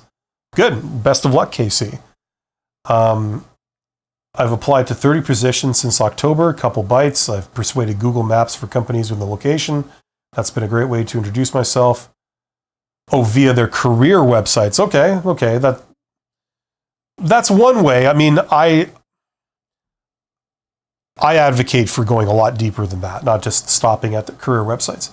But it's a start. You're tuning into some of the things that are out there. Cups says, your titles are becoming increasingly empathic, which really shows how difficult this market is. Just want to say thanks. You're absolutely welcome, Cups. I mean, yeah, people keep asking me more technical questions, but yeah, you know, it's there. There's a huge element. You know, I was talking to another YouTuber, okay? The one that I've done some collaborations with, Abby from Work-Life Balance, and or Life-Work Balance is the name of her YouTube channel. And she's a recruiter, but I understand that she has a background in like psychology and therapy and like that kind of stuff. And she was telling me that, you know, she would like to make her YouTube channel, which, you know, is talking about how to answer job interview questions and stuff. She would like to make it go more in the direction of, like, you know, the sort of taking care of your mental health and, you know, all that kind of stuff while you're doing the job search, and, you know, giving you things that can help how you feel, right? Because that's a big consideration. You know, people get into major depression and major stress, you know. And I was saying to her, it's like, I'm surprised that you can't do more of that, because she was saying, like, well, whenever I talk about this stuff, nobody tunes in. And I was saying, really? Like, I agree. It really seems like this is a big issue that people should talk more about, you know? Botan says, I can't reply to everything, but I'll just say this in defense of us tech folks. Sometimes it's very difficult to... Who are you calling tech folks? I'm a tech folk. I got a degree in engineering, and I ran an IT company. You know what I mean? Like, I'm including myself in this crowd. That's why I feel I can talk about it, because I'm one of those people. I'm also an introvert, and I've got a technical background. But anyway, to hear you out, okay, sometimes it's very difficult to get across the complexity without going on to the details. It is. You will never get across the complexity unless you go into the details. But let me ask you something.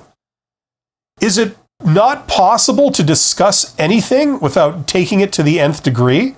I would put to you that sometimes you got to be able to summarize things. You got to be able to think like that.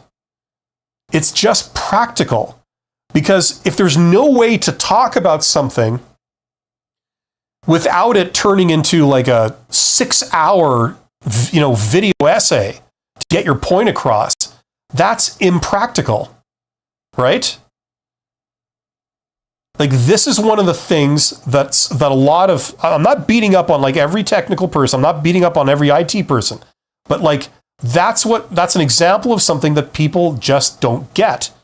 that they need to expand their mind and turn on to this principle. Yes, it's complicated. It's very complicated. However, you don't have 3 weeks to discuss it. You have 2 hours. Okay? Those are your constraints. So you need to be able to summarize it in an appropriate way that you can have an intelligent discussion about it. Okay? That's a real skill.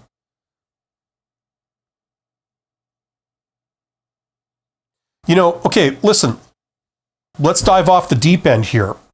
Okay, here's where I've seen that, okay?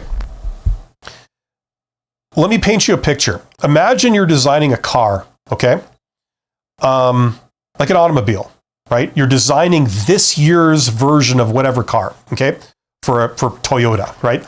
Now you've got different teams. You've got the engine team. You've got the bodywork team. You've got the transmission team.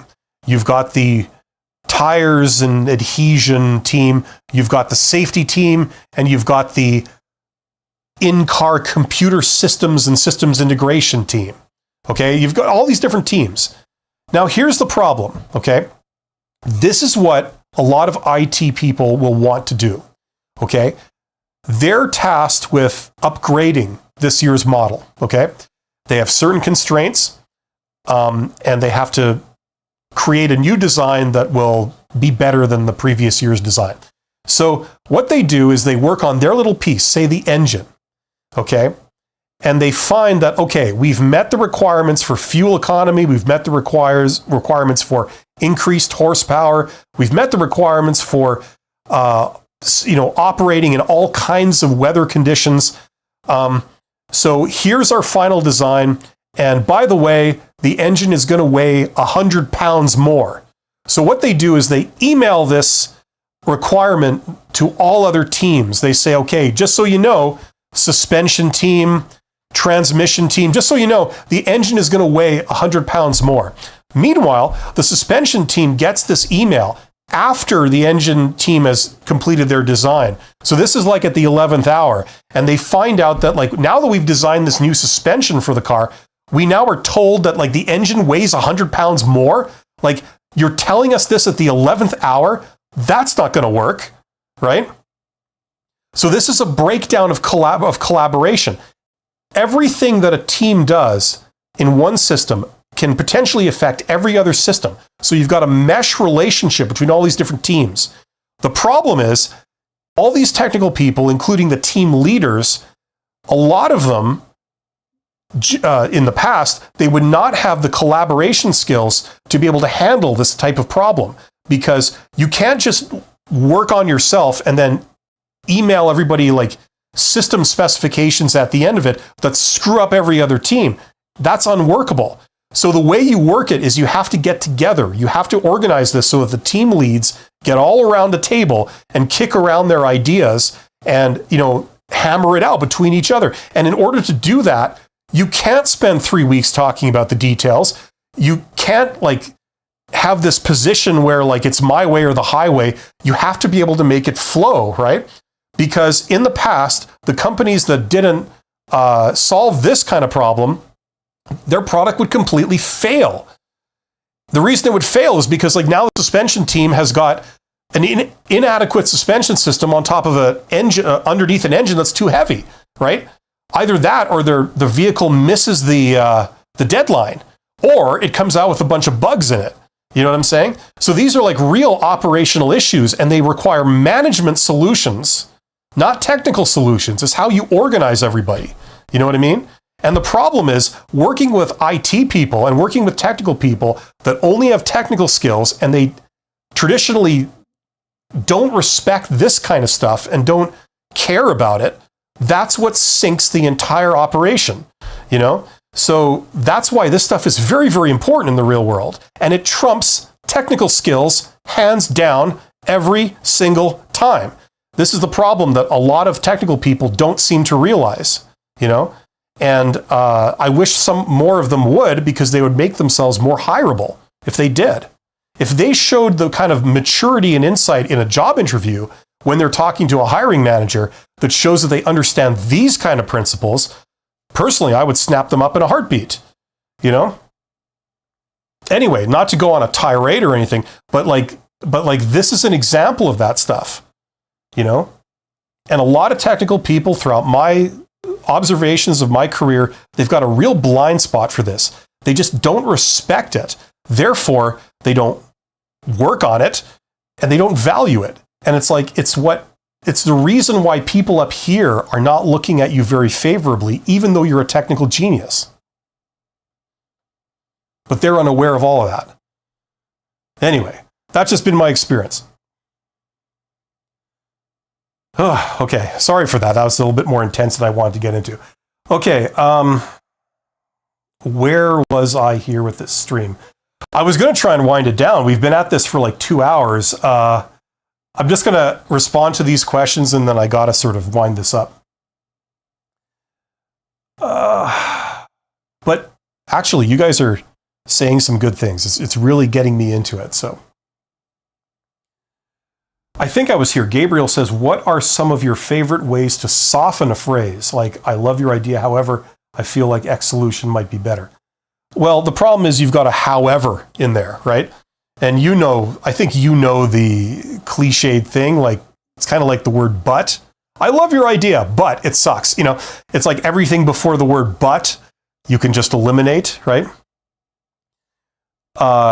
It's not a matter of softening a phrase. It's about expressing a different idea, right? Like people are all too often, they're looking for a way to put the words around that communicates the same idea, which is bad, which people will take offense to. It's a real disappointment. They want to communicate that phrase they think that by moving the words around or using different words, they'll be able to communicate the same idea, but people won't get offended. And there's a real limit to how effective that is. Instead, you need to communicate a different idea and say like, look, you know, I love your idea because of this, this, and this. Those are real advantages, and that's great. And I'd love to adopt it. The problem that I have is that the way I see it is that it still has this advantage and this specific this disadvantage and this disadvantage. Now, if you can suggest a way to get around those, I would happily adopt it. But in the absence of those, I can't really approve something that's going to have those two things because they'll eventually sink this whole idea or this whole thing we're working on, right? So it's a yes if you can overcome this. It's not a no, you know? You know what I mean?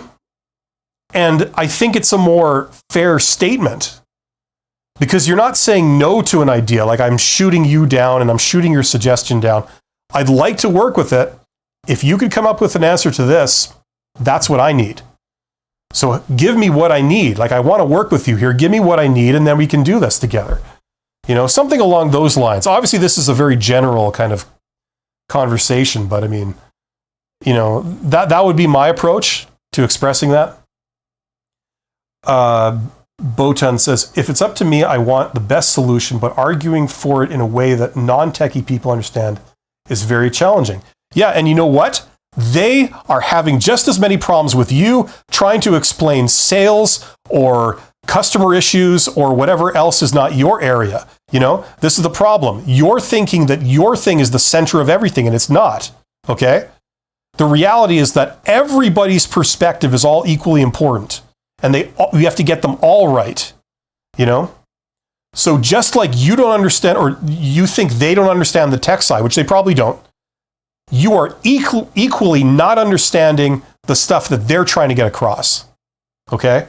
That's the reality. Now, whether you choose to see that or not, that's the reality. And I'm not beating up on you, Botan. I'm just saying that is the reality. Once you get to be the person up here that's managing all of those groups, that's the reality that you see from that high level, okay? You know, now, I don't know, like, in all fairness, I don't know who are the non-techie people that you're talking to, but presumably they're sales teams, customer service teams, R&D people potentially. I don't know. You know, other departments, supply chain people, operations people, depending on what we're even talking about here. But they all have different perspectives. It could be even accountants and the finance people. You know, like saying that the operations people saying this is what we got to do, and then the accounting side pushing back and saying, sorry, we can't afford it, right? They all have valid perspectives. And the challenge is trying to please everybody, trying to come up with a win-win-win-win-win-win-win-win-win solution. That's the real challenge, Now, a lot of people shy away from that. And a lot of people, they sort of just have a very autocratic kind of way of dealing with it. And they just say, okay, we're going with these people's idea, not yours. And that doesn't really work either. But once again, that might seem like it solves a problem, but then it fails once it gets out into the marketplace, if you look at it like that. Okay? The sooner you can understand the validity of all these other perspectives, like in a business operation, the more valuable you will be. Now, I don't know if your boss would recognize that. I don't know what level you're at or if they even understand that. But that's the key. You've got to please the accountants, you've got to please the salespeople, you've got to please the customer experience people, and you got to please the technical people all at the same time. So if you have technical people that are tuned in to some of these issues, and they propose a solution that not only works for them, but also gives the marketing people what they need, and the customer service people what they need, and the accountants what they need, those are the kinds of people that they want to hire for the IT department. Oh, I'm just getting further behind here, aren't I? But no, Botan, you start thinking like that, and sooner or later that will get noticed. That's the kind of thinking of a person that could be doing things at a higher level. And it's great to have like a technical boss that understands the technical side of things and can go deep, but yet is the friend of the marketing people, the salespeople, the customer service people, and everybody else, and the accountants. Let's see here. I'm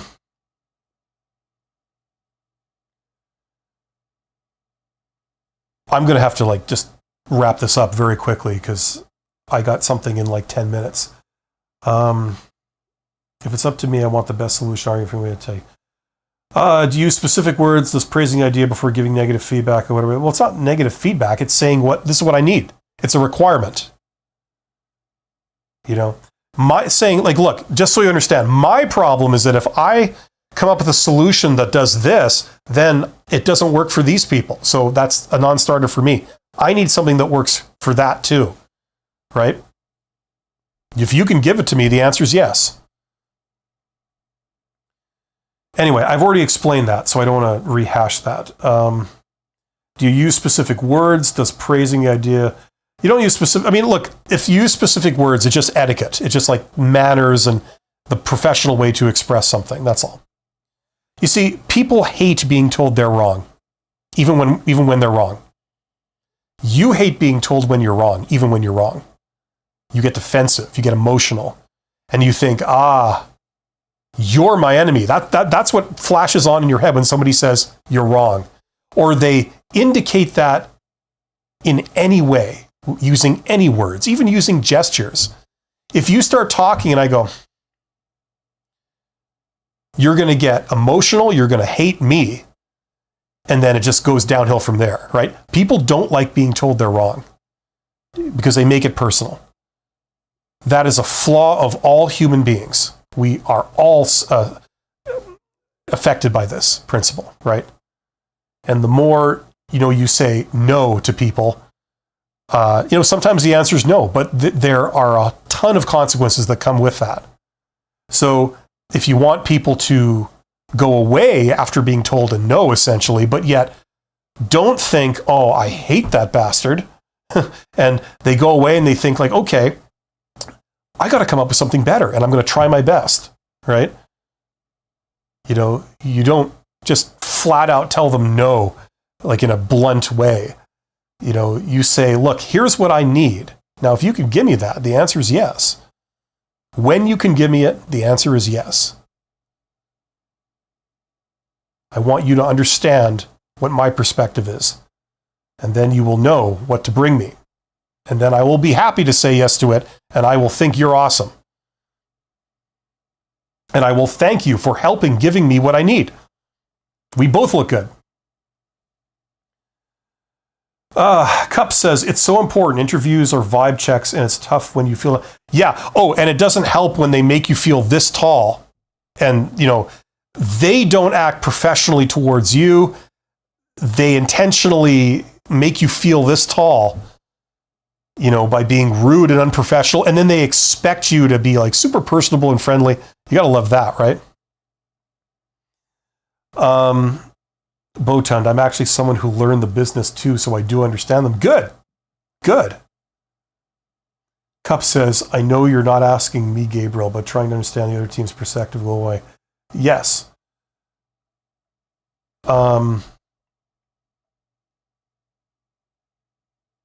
Yeah, it's also what Bill is saying, but Bill took like 10 minutes to say it. You summarized it in like 2 sentences. So way to go, Cups. Botun says, I like the challenges. It's just the communication can be more difficult. Yeah, that's the other thing. You see, you got to put time into the communication. That's the other thing that makes it challenging. A lot of times our patience is worn thin. We've already been worked pretty hard. We don't have a lot of fuel left in the tank. So the last thing you feel like doing is like really putting a lot of effort into the communication to make sure the other person's feelings are positive the entire time and they don't think anything negative. That's the last thing you feel like doing. But the problem is if you don't do it, then there's consequences, and that's the flip side of it.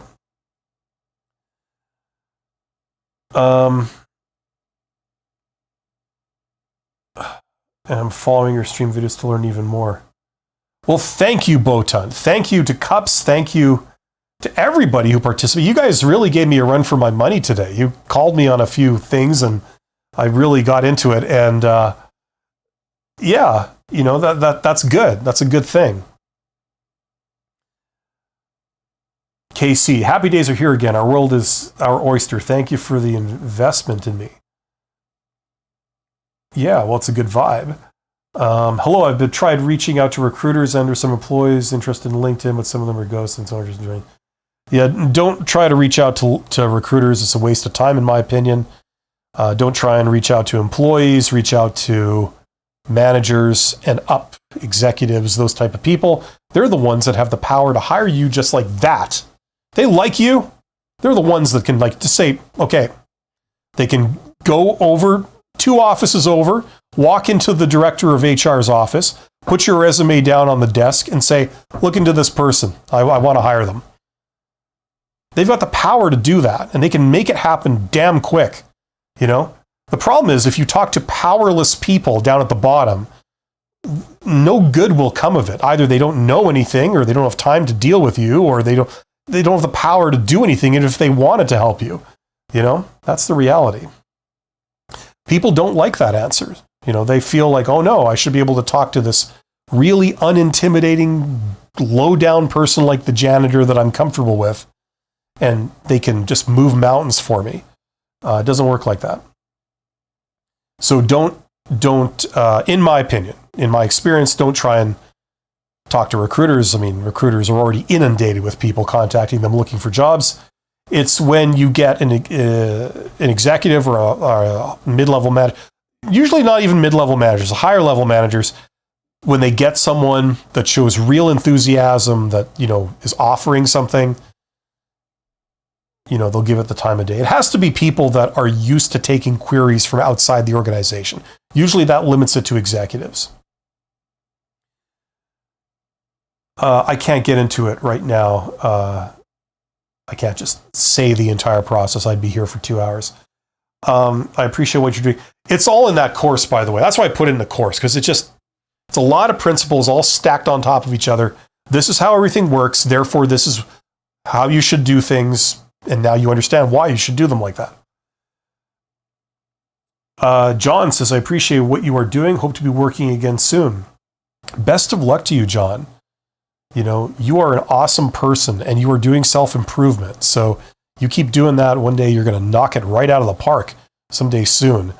Yeah, keep up your best efforts on this. I'm about to go into a coughing fit. Anyway, listen, I have to wrap this up now. Thank you for being here. You guys are awesome. I wish you all the luck in the world. I will be back on Monday. I have a live stream on Monday that talks about entrepreneurship and that kind of thing, side hustles.